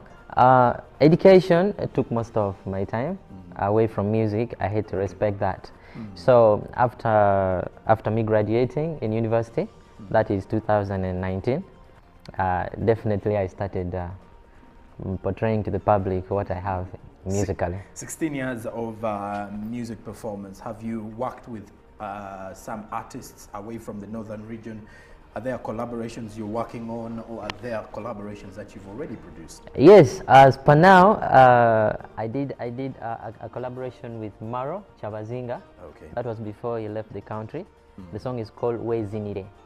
Wezinire. You can go to my YouTube channel and you find it. Right about now, a collaboration that I'm doing away from Gulu, away from northern Uganda. I have a song with The Myth and Navio. All in the same, and then I have another song with Latinum. All in the studio. And before the year end, you're gonna drop it out. Anyways, a musician is not someone who is supposed to be doing the talking. I do the talking here. For him, his is to make sure that he entertains you and gives you a breakfast that is filled up with vibe and energy. So, Mick Zola, which is the song that you're going to perform for us first here on Good Morning? Yes, I'm gonna drop for you what's called Kete. Kete. All right. What does Kete mean? Kete means showing off in the negative way. So this is an educative song that is sensitizing that you have to have a good heart. If you have something, if you're rich in something and somebody doesn't know, the person is asking you, please help me, teach me this. Please teach the person as you keep on, showing off with your goodies. All right. All right, Kete. And Kete is one of the 3 songs that he's going to perform now. But later on, as the show does conclude, he will be back to give us a song that he's also premiering here on Good Morning Uganda Friday edition. But for now, my dear viewer, I introduce to you Mick Zola. Yeah.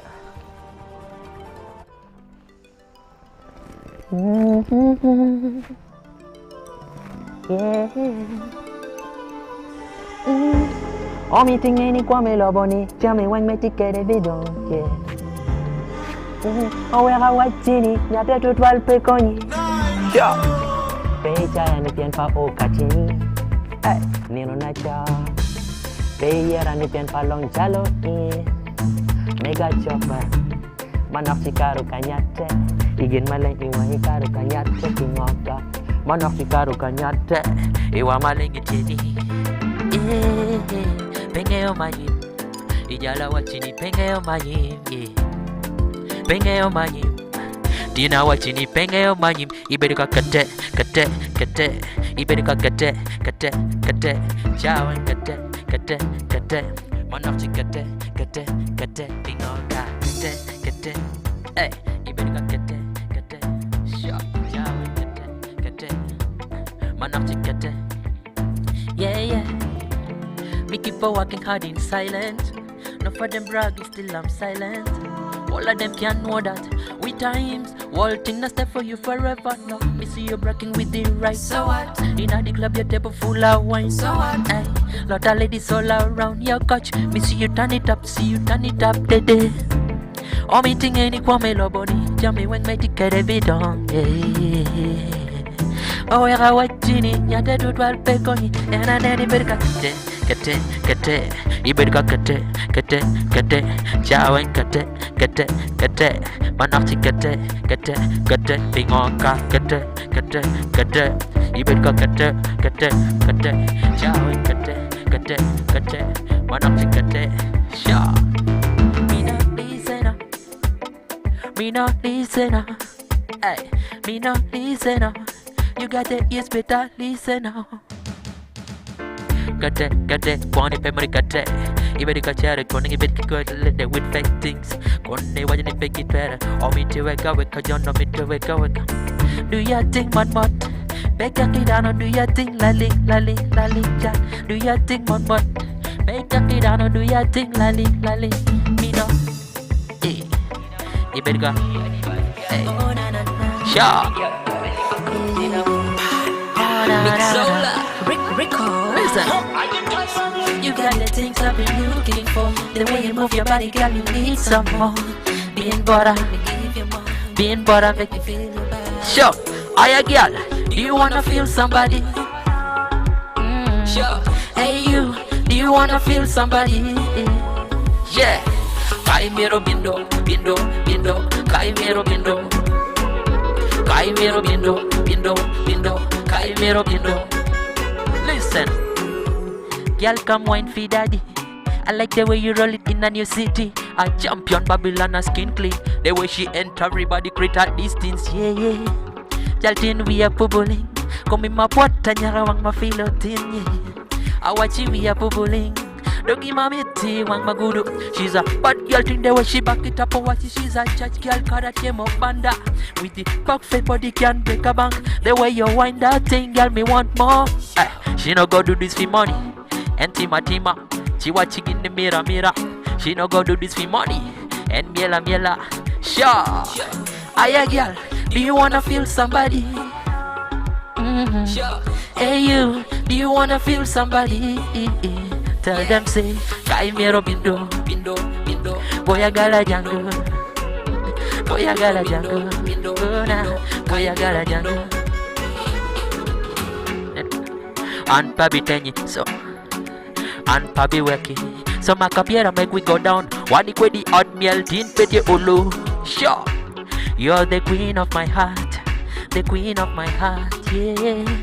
Me need ya in my life, yeah. In my life. Me a fit tell them I'm single. So baby come in on me heart, make we mingle. So me see you trucking your body like a soup in a pot. Every time you smile so you excite me heart, yeah. Jango trecha kali. Oh na. Jango trecha nyuke. Sure. Aye girl, do you wanna feel somebody? Sure. Hey you, do you wanna feel somebody? 1, 2, 3. Kaimero bindo. Oh na. Kaimero bindo. Sure. See, Kaimero bindo. Kaimero bindo. Hey. Girl, come wine for daddy. I like the way you roll it in a new city. A champion Babylon, a skin clean. The way she enter, everybody create a distance. Yeah. Jaltin we are bubbling. Komi mapwata nyaka wang mafilutin. Awachi wiya pubulinja. Dogi mamiti mang magudu. Sure. Inyangu twecha kalire. Mama yapi. Yeah. Abanywi muliwa. Sure. Mixola. Sena. Kuch mena moch palamat. Chicken no merenge nila matuku. Kalije banono chupa podonyo. Witebo miro bong chibanya kichulu diri. Hey, mana ye story palomat. Atika teto ko palomat. Nino matindi palomat. Jadi je gonna gini anyway palomat. Sino kaimba za banywi. Hey, kano kabanywi. Hey, kano kazina kabanywi. Mama, kabanywi. Kono la remo nyowa. Kono ngech papa.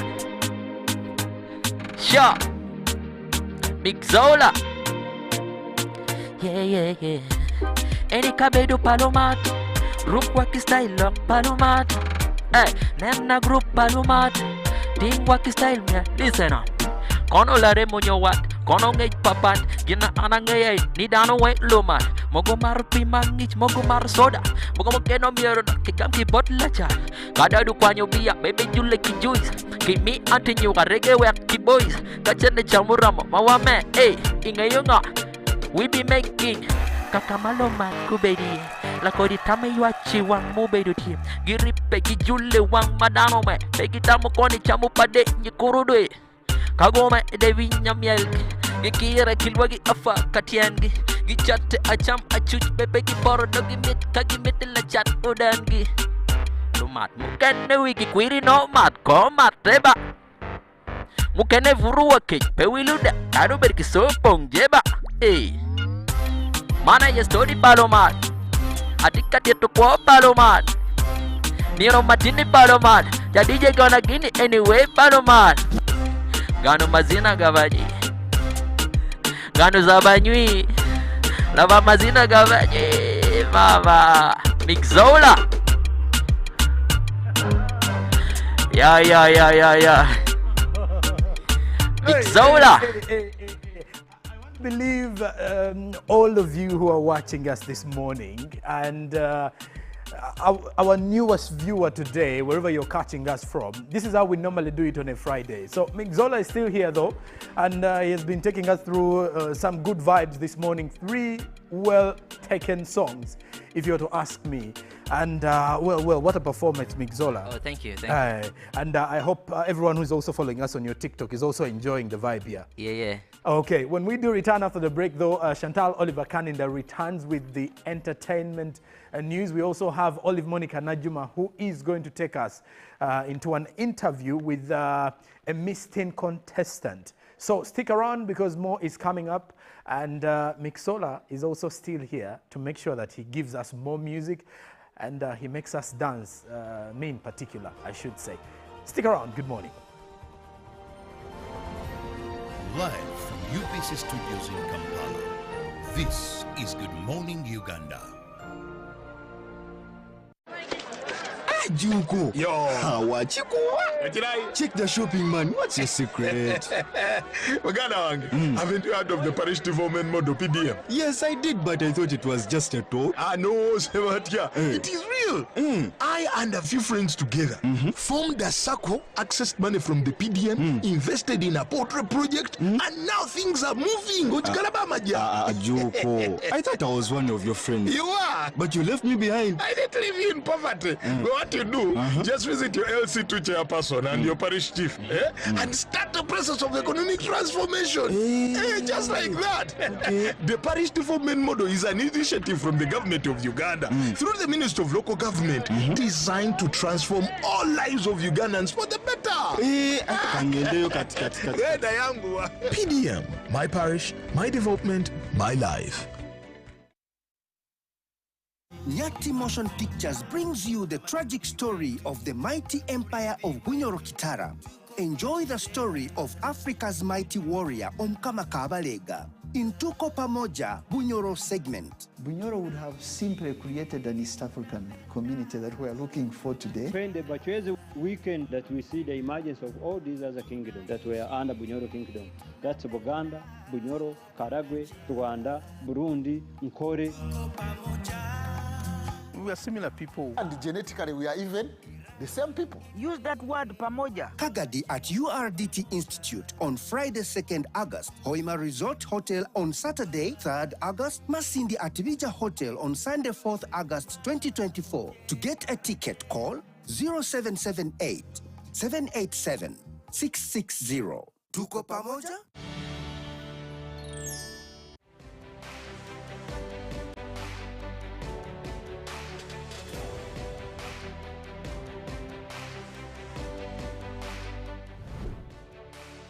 This is Chilling.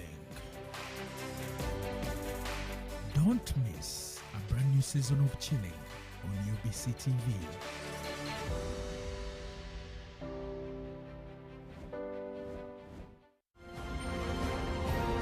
Live from UBC Studios in Kampala, this is Good Morning Uganda.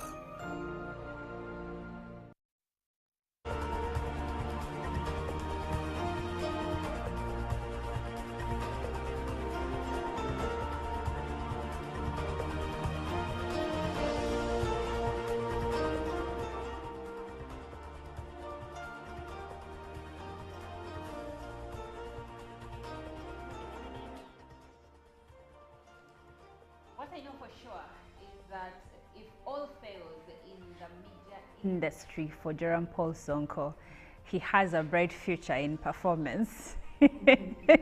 He could be a king dancer. I don't know if that's what they call male video vixens, but from what I see behind the scenes, he has a good future ahead of him in that arena.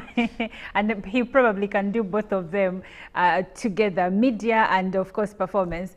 But anyway, welcome to Good Morning Uganda once again. We've had a beautiful show since we started at 6:30.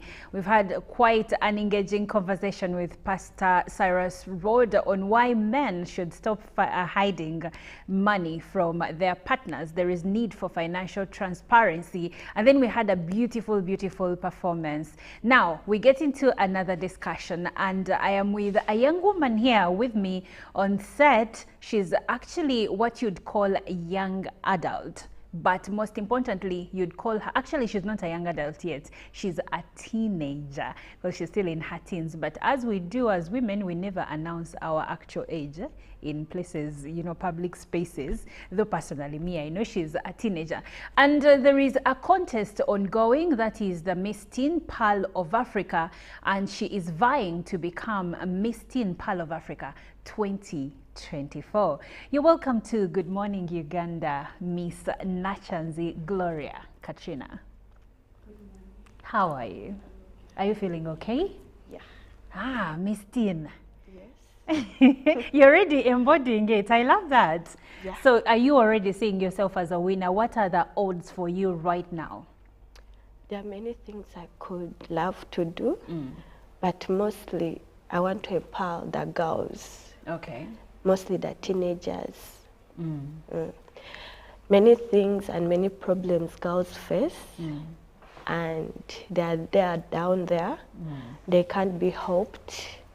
They can't be encouraged. Some even end up killing themselves. Some even end up going for early marriages. And also even some end up going for some things which are bad, like drugs. Also like going for many things, but mostly early marriages, and which is bad. So you see yourself as a beacon of hope for young women, and you plan to help young women when you become Miss Teen? Yes, I can help them and I can empower them.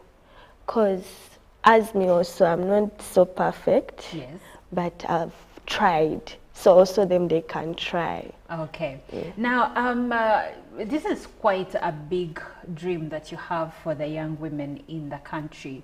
And by the way, I commend you for that. How exactly, though, are you trying, will you, in the event that you win and become the Pearl of Africa Miss Teen 2024, how exactly are you planning to empower the young women? I could like to empower them by knowing their skills, because they are mostly of them, they know what to do, but they fear. And mostly all others, they fear, and also they can't talk for themselves. Let me give an example. When a girl's there, she has a skill of painting, or plaiting hair, or engineering, or dancing skills. But when she reaches in the public, she feels shy. Okay. But if you talk to that person, or girl or boy, you can encourage her to stop her fears, and also to bring out what she is or what he is to the public, because many people are there, they have their talents and skills, but they are hiding them because they are shy. Okay, interesting. We are speaking to a contestant in the Miss Pearl of Africa Teen 2024, or Pearl of Africa Miss Teen 2024. Her name is Gloria Katrina Nachanzi, and tell us more about Gloria. Gloria is from a poor family, what I can see, and one of the parents, he's not around. Like, he passed away some 18 years back. Okay. When I just made 1 year. All right. Yes. I'm so sorry. May his soul rest in peace, my lovely dad, Katongole David. Yeah. So I remain with my mom. She's called Jackie Nabakoza, and she's there watching. Mommy, I love you so much. And I've been hustling a lot, like with my mom, because she's a professional hairdresser. She has been struggling so much to take care of me, to be in school, and first and foremost, what I've been liking, I've been in books mostly, to make her happy. So is it because of the struggles you've seen your mother go through, raising you, educating you, that you've decided to contest, to be a part of the Pearl of Africa Miss Teen 2024, and see if you can win and get the award money and try to help your mother? Not helping my mom, because she already has a future. Okay, but help women in her position. Yes. Young women. Yes. Mostly the teenagers. Okay. Because some of them even get pregnant at 13. That's true. Yes, and they are single mothers. But if you help that person, or you give a hand, you've been helping the world. Wow, that's amazing, and I really wish you the best of luck. Now, as we close, what is your last message? How can people vote for you? On which channels? Please share that information so that people can vote for you to become the Pearl of Africa Miss Teen 2024. How to vote? You can go, like, I have a TikTok page. It's called Katrina Love. You can go on my bio. And on Instagram, you can go to Katrina Glosh. There is also on my bio. On WhatsApp, I can give you a number to text to. It's 07 65 73 55 47. You just send a hi, and the link will be popped up. Okay. Well, you've heard the ways through which you can vote for Gloria Katrina, or Katrina Gloria Nachanzi, in the Miss Pearl of Africa, or in the Miss Teen Pearl of Africa 2024 competition. She has big plans for young women like her, so please vote for her so that she takes this home. Thank you so much, Katrina, for coming here, sharing your story with us, and we wish you the best of luck. Thank you. All right, Good Morning Uganda does continue. Chantal Olive Akandinda returns with the entertainment news.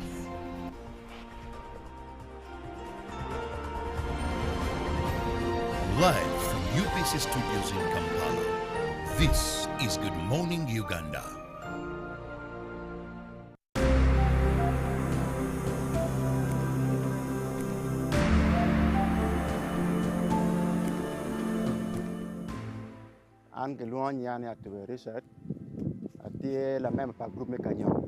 My name is Atube Richard, a member of a group called Kanyope, located in Bungatira sub-county.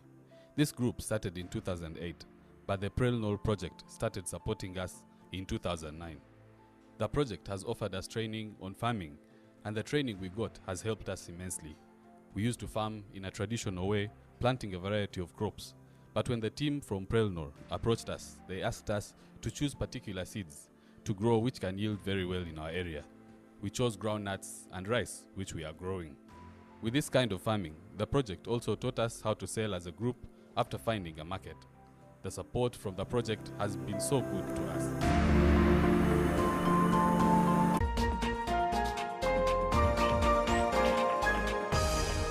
Coming soon on UBC. Welcome to Inside Broadcasting. Sharing with you the process behind what you see on the screens. My name is Lorene Masika Kazimoto. Step behind the scenes and witness the magic that brings your daily broadcasts to life. That's why I come out openly to actually tell you that I'm an investigative journalist. That even when you see me here, I'm actually investigating you guys. So you should be aware about that. Experience the hustle, the heart, and the human stories of our on and off-air staff. I see my phone ringing and I'm like, ooh, which number is this? I hear the president on the other line.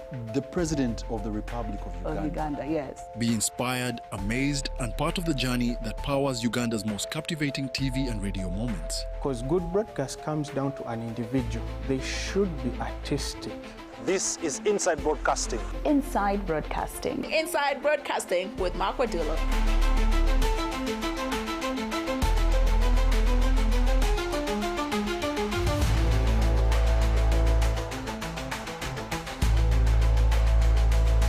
Coming soon on UBC. Live from UBC Studios in Kampala, this is Good Morning Uganda.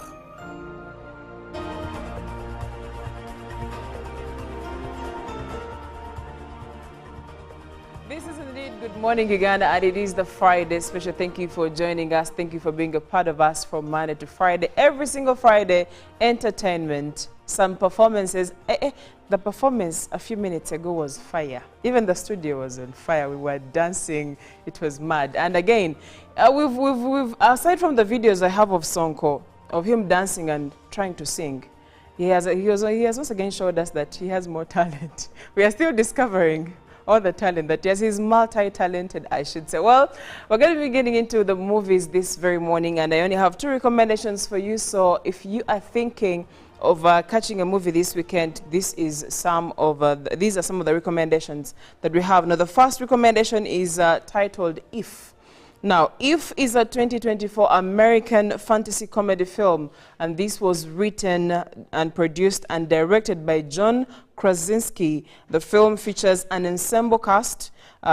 This ensemble cast includes Kaylee Fleming, Ryan Reynolds, Krasinski, Fiona Shaw, Alan Kim, and Liza Colon-Zayas, along with the voices of Phoebe Waller-Bridge, Louis Gossett Jr., and Steve Carell.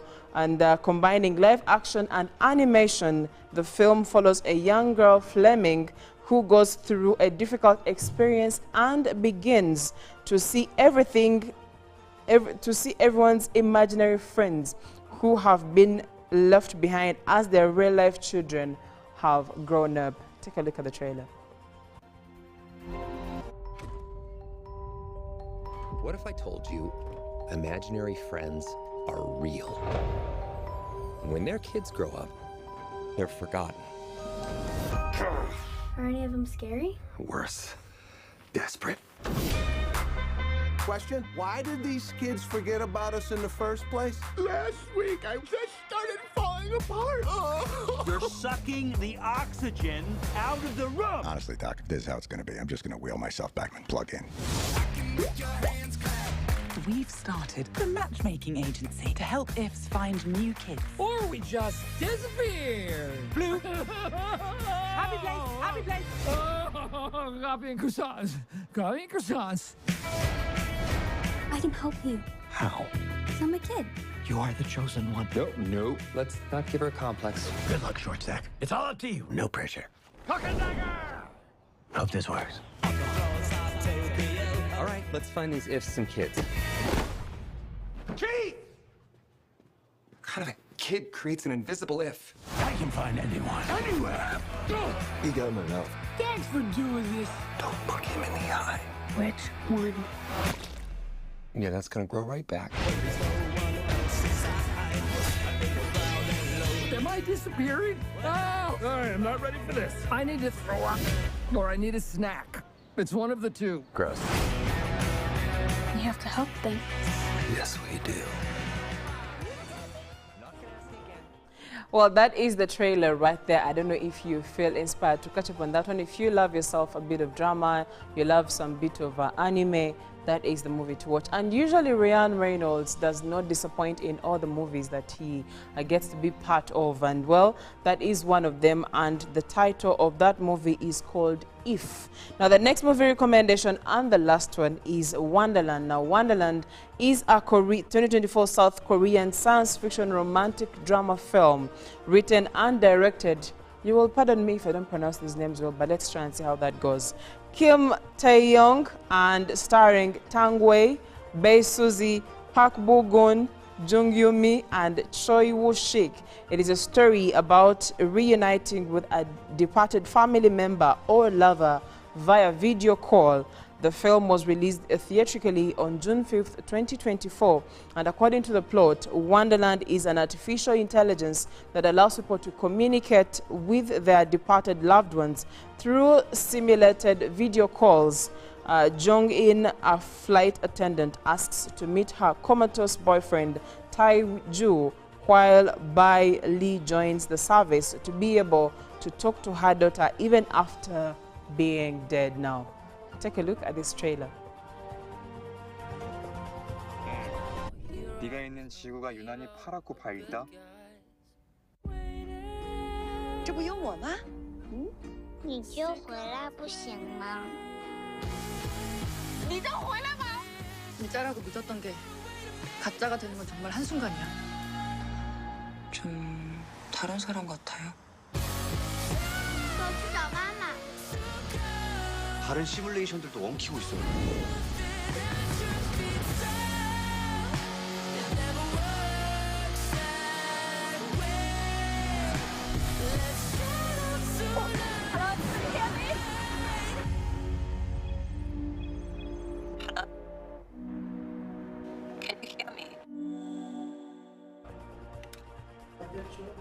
Well, that is it for our movie recommendations this very morning, and hopefully you can get at least one or two that you'll be able to watch this weekend. My name is Chantal Oliver Kandi, and guess what? Coming up next is sports updates. I'm looking forward to getting to know what is happening in Paris as we have the Olympic Games taking place. And well, Sonko and Ruben will be taking over from here, and then later on we'll be back with the last performance that will be closing the show and ushering you into the weekend. Stick around. Live from UBC Studios in Kampala, this is Good Morning Uganda.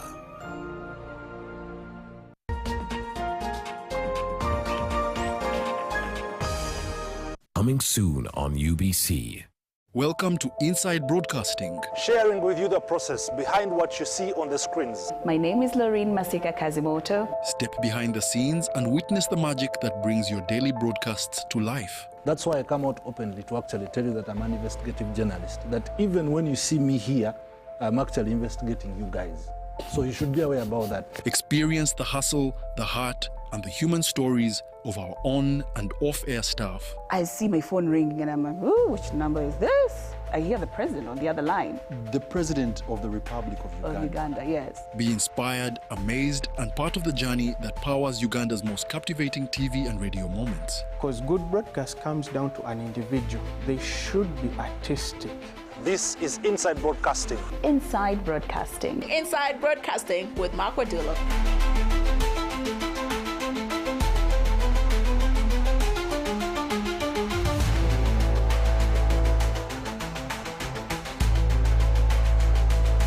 Coming soon on UBC.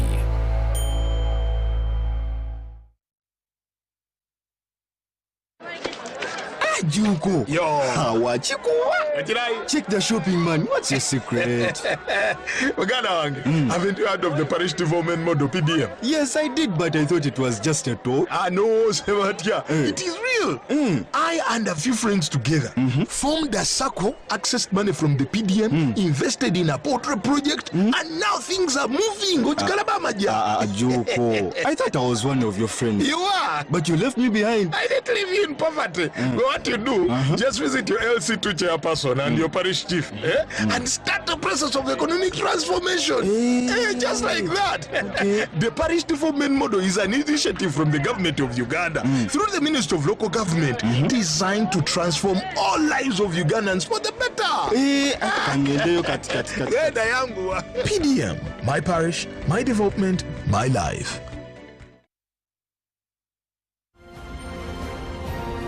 Live from UBC Studios in Kampala, this is Good Morning Uganda.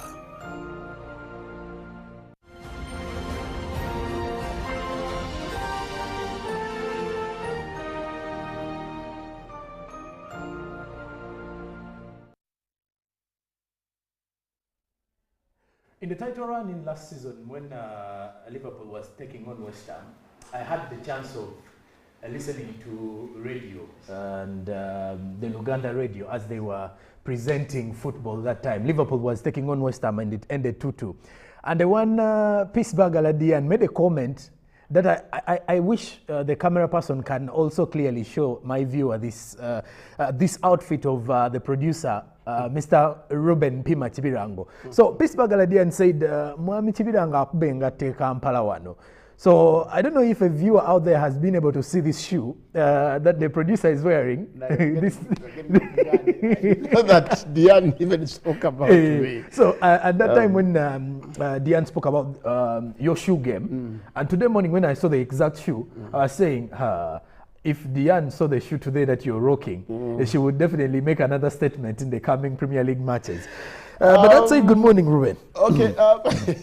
Good morning. How are you today? I'm okay. But Miss Diane is actually my friend. I'll be honest with you. Those are the young girls I've seen grow up in the industry, and I gave her a chance to be where she is today, and I am proud of her because she has not disappointed. But on the shoe game, I'll tell you that it's the art. You look at something and admire, then invest in something. And then you invest in it. You invest. It takes time. It takes a lot because you see big men. One time I was chatting with Dr. Fide. I asked him the kind of shoe he was having. He laughed. I laughed at him. I said, "Now you man." Why you? And I was like, "Me, I don't focus on this." But you could see that all of the billions he has, he can't go to a shop and get a good shoe. That's not his time. That's not his style. But you go and meet Edwin Musime and ask and look at him. And look at his outfit. You say, "Okay, now this man doesn't have much, but he knows what's good for his body." You know, Ruben, on that, there was a conversation this morning, a very heated conversation in studio in relation to hiding money from your spouse. And they compared marriage to the Marie Antoinette of France, the French Revolution, and King Louis at the time. That some women today, why men are hiding money from them is because they're extravagant. But that said, what is your comment on that? For me, I'll be very honest with you. I know she's watching and I don't care whatever she feels. I can never disclose my money to any woman. If however much you give me children, I can't. I'll give you what you think I think I need to give you, and I'll keep mine to myself and my children. Keep your because I grew up in a polygamous family where I have seen women and how they behave. So there is no way I can trust any woman when it comes to money. Property. I will give you yours, fine, and your children, but I will detain mine. At whatever level, and she knows where I come from and my school of thought. But you were just a woman. So you don't have to come and ask But me. accountability and No. It's only, you see men like Cyrus, they have not gone to men's conferences. They will see, if you, Cyrus stood and spoke to men like me, who laugh at him, say that what you know. Or you would chase him out of the room. What are you telling us? Because literally, he's blessed that he has a woman he has in the house. He's so blessed. For us, we know how women reason, how they think when it comes to property and money. We know. Okay. So there is absolutely no way I can wake up and say, I love you so much. This is how much I earn. How? Where? Only Monica is coughing in the background. Anyway. I don't know why she's coughing. But let's get into some sports because, now. Sorry, I will say this and I'll tell you, but before you people are very young, you're going to go in the field of marriage.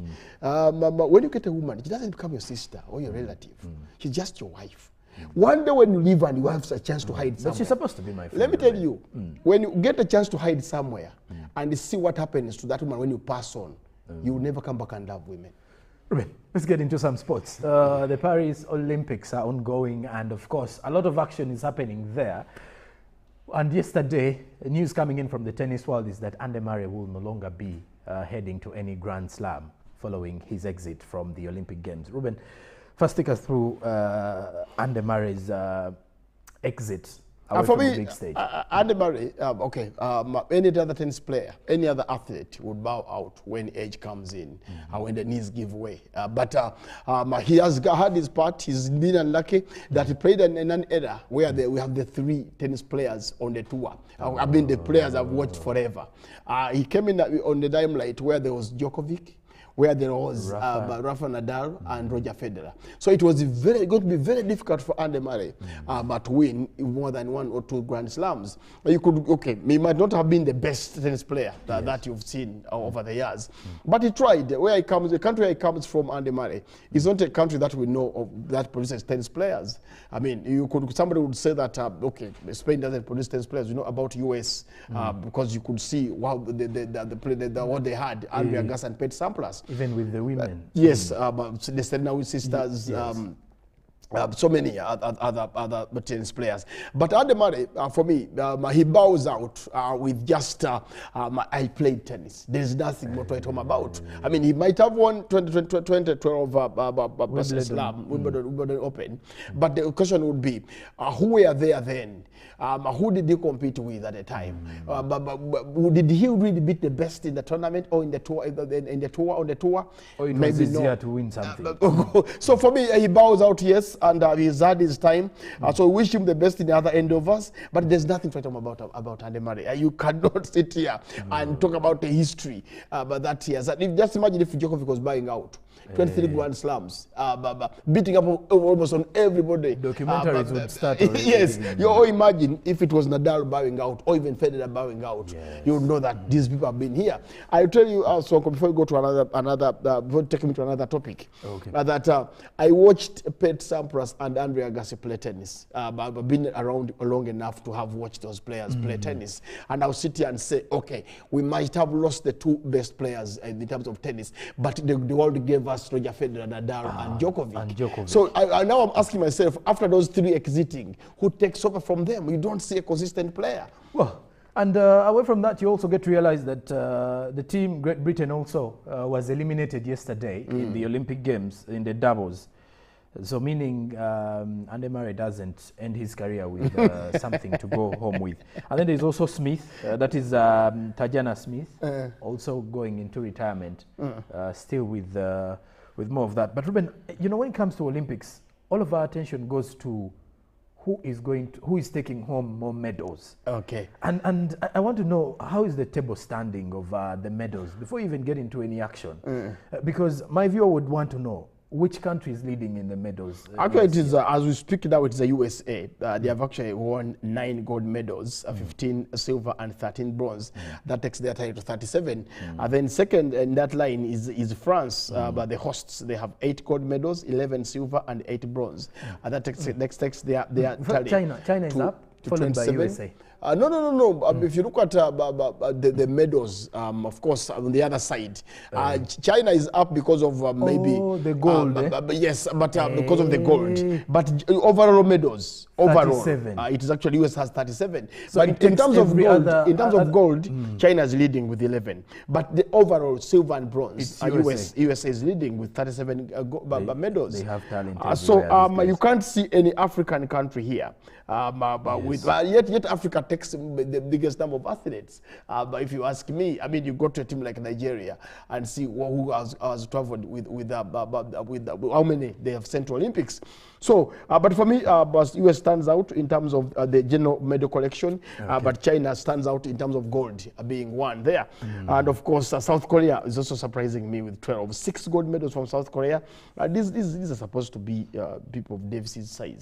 They're winning medals here. The South Koreans. Yeah, also the Japanese, but they have 8 gold medals. Ruben, let's also get into some games, more so football, the quarterfinals for the Olympic Games. What are some of those games the viewer should be really tonight, today at about 4 p.m. on the screen, 16 hours, that is GMT. Morocco will take on USA. Then at 6, Japan will take on Spain. Japan plays beautiful football. I watched one of their games in the group stages, and I was so impressed by the way they passed that ball. The last Japanese team I watched had a fleet of players, but they had Hidetoshi Nakata, they had Junichi Inamoto, they had Suzuki.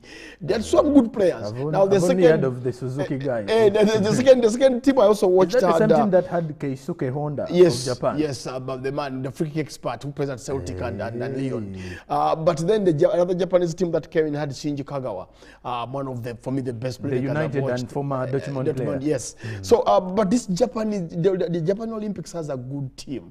The way they pass that ball, they are so technically gifted. This is the Japan team that beat Germany in the build-up, in the friendly 4-2 in Berlin. Germany were preparing for the Euro. They lost to Japan. As they were preparing for the Euros.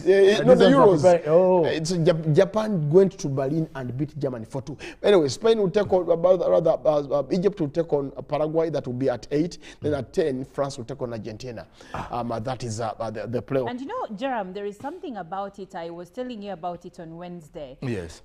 When I was starting the show on Wednesday, given the fact that I was wearing a Gomesi, even the vibe was calm, collected, just like Omugande Yakuziwa. You aren't just rushing with words anyhow. Because for some reason, and even you when you were in the field, yes, you were loud, we could hear you and everything, but by the virtue of what you were wearing, there was something about you. You can only, honestly speaking, garments play a role in the things that we do. And when I saw the Baganda men in field, I think I also shared the same. Yes. You get to realize that how they were carrying themselves was pretty much an indication of the kind of, dress code they had on and how much they respect the values of the Buganda kingdom. That's right. Well, but before we get into the news, what really stood out for you this week, Olive? We started with a report early this week which indicated that the Speaker has said, the Speaker of Parliament, Anita Annette Among, has said she will not be coming back as Speaker for a second term after the 2026 elections. That's new because we are used to Speakers of Parliament serving at least 2 terms. But she said, and without coercion, that she's only going to be Speaker for 1 term. So for me, that was quite an interesting turn of events.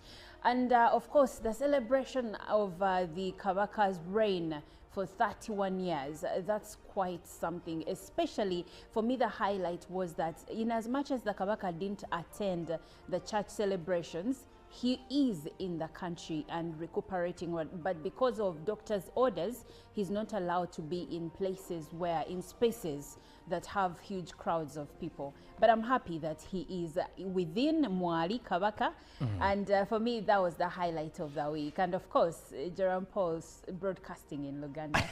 That's even an extra the Buganda Kingdom really took the airwaves this week by storm, even on social media. But anyways, let's get into what Robert Tirabo Nyonyintono has for us from the local news this morning. Well, I'll begin with issues of the ghetto youth, where in a meeting with representatives from the ghetto community, President Museveni rallied the ghetto youth to hold their leaders accountable and demand what is meant for them. According to the president, the problem of the ghetto people started when the educated people, the lead, failed to deal with the uneducated, although also the uneducated have had their weaknesses, like the failure to hold their elected leaders accountable. On the other hand, President Museveni tasked the ghetto youth to advocate for the interest of the masses, like free education for all and prosperity for all, well as embracing government poverty alleviation like the parish development model, PDM, to lift their livelihood. President Museveni also fulfilled his 1.2 billion pledge to the 12 ghetto circles, each getting 100 million in Kampala metropolitan area, which he had promised to give them during a meeting at Kololo Independence Grounds last year. The Minister of Kampala, Capital City and Metropolitan Affairs on UBC. Welcome to Inside Broadcasting. Sharing with you the process behind what you see on the screens. My name is Lorene Masika Kazimoto. Step behind the scenes and witness the magic that brings your daily broadcasts to life. That's why I come out openly to actually tell you that I'm an investigative journalist. That even when you see me here, I'm actually investigating you guys. So you should be aware about that. Experience the hustle, the heart, and the human stories of our on and off-air staff. I see my phone ringing and I'm like, ooh, which number is this? I hear the president on the other line. The president of the Republic of Uganda. Of Uganda, yes. Be inspired, amazed, and part of the journey that powers Uganda's most captivating TV and radio moments. Because good broadcast comes down to an individual. They should be artistic. This is Inside Broadcasting. Inside Broadcasting. Inside Broadcasting with Mark Wadula.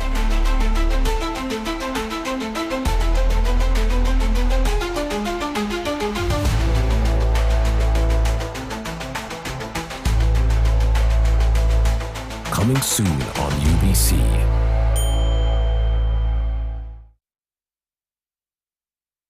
Nyati Motion Pictures brings you the tragic story of the mighty empire of Bunyoro Kitara.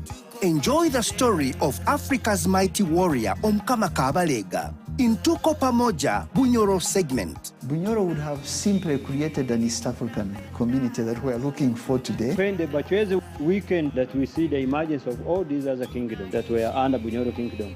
That's Buganda, Bunyoro, Karagwe, Rwanda, Burundi, Nkore. We are similar people. And genetically we are even the same people. Use that word pamoja. Kagadi at URDT Institute on Friday 2nd August. Hoima Resort Hotel on Saturday 3rd August. Masindi at Vija Hotel on Sunday 4th August 2024. To get a ticket, call 0778 787 660. Tuko pamoja? Live from UBC Studios in Kampala, this is Good Morning Uganda.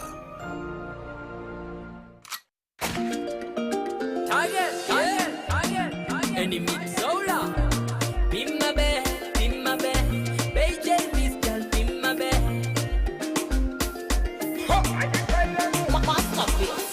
La Chocaino, Pim Montage, Darocaino, Pim Montage, on Antilu, Mirichel on target, Yungwete, Gel on target, La Chocaino, Pim Montage, Darocaino, Pim Montage, on Antilu, Mirichel on target, Yungwete.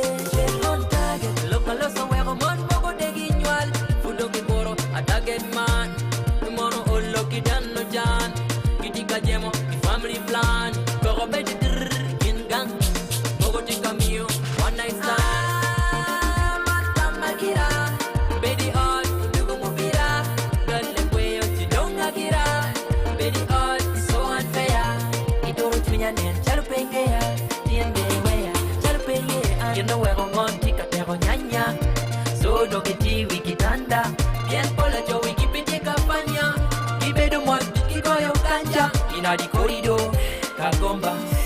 Inna barubira yela ngoli kwencho kekendo jone mon mogago. Gina yegiti kawe ochoko.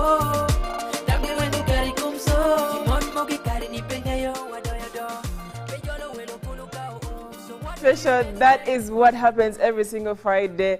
It is hot in here and we are geared up for the weekend. Mixola. Yeah. I'm starting to sweat. I don't know the words, but I can dance to the song. It's called Pip Target. It means ekyusa bulungi bw'ofuna omukazi bw'ofuna omusajja londa bulungi oyinza okulonda omukazi nga asobola ovuma mamawo nga akola biki ng'alina empisa embi kati pim target look for the person who can suit you with good manners. Yes. Wow. It's interesting how a song with a good message can actually be danced to like this. This song, when you don't shake to this song, that's mean no. If you don't dance to this song and you don't get it.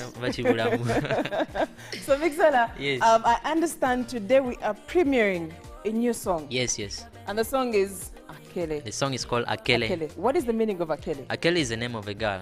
This is a story whereby Akele did me so bad. Oh, Akele broke your heart. Akele chankoze wanange. Sorry about that. Akele. A brief story about Akele. Is it a life story, a personal story? No, not personal. Imagine, we artists, we have to be artistic in your stuff. So I went to the village. Akele is there. The dress code, this village thing. She doesn't know English, and she saw me. She admired me. Everything about her was disgusting except this space. The space of the teeth is called kare in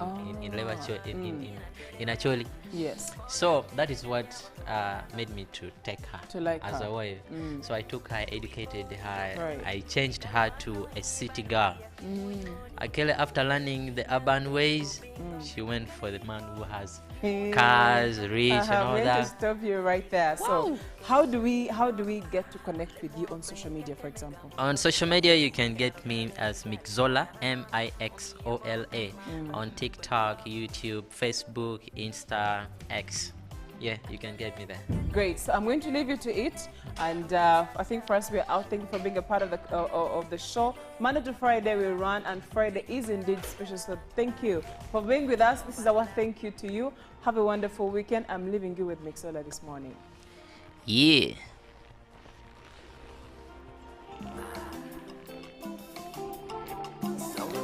Sure.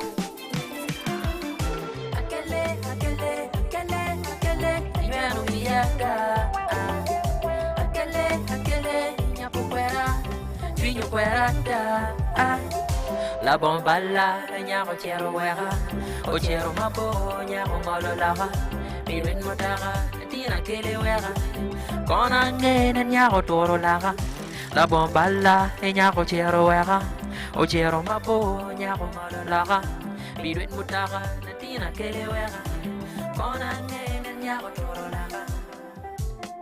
Sure. Uipo iogulu, ikaimano ibalu ya kibuyoni. Meno bedi bobimba, Akele wipo, limoni no beba. Silipa no peke, no tieni nono. Wale moro peke, que me gamudoga. En tu carro la rilla, el poema no. O mi amor, tamaba, me cuanyo. Akele, inyano villada. Akele, inya puquera. Tinho querata, ai, la bomballa, nyaro chero wera, o chero mabo, nyaro ngololaga, piret mutaga, natina kele wera, kona nene nyaro torolaga, la bomballa, nyaro chero wera, o chero mabo, nyaro ngololaga, piret mutaga, natina kele wera, kona nene nyaro torolaga. Hey. Acholi Kenini, Akele,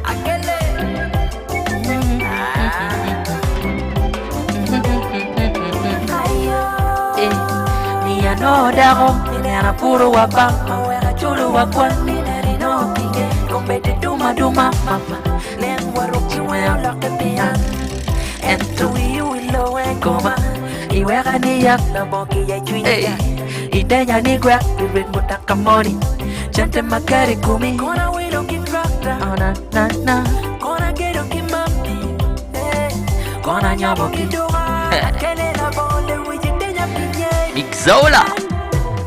Akele, why did you do me like that? Girl, you brought me down, you disappointed me.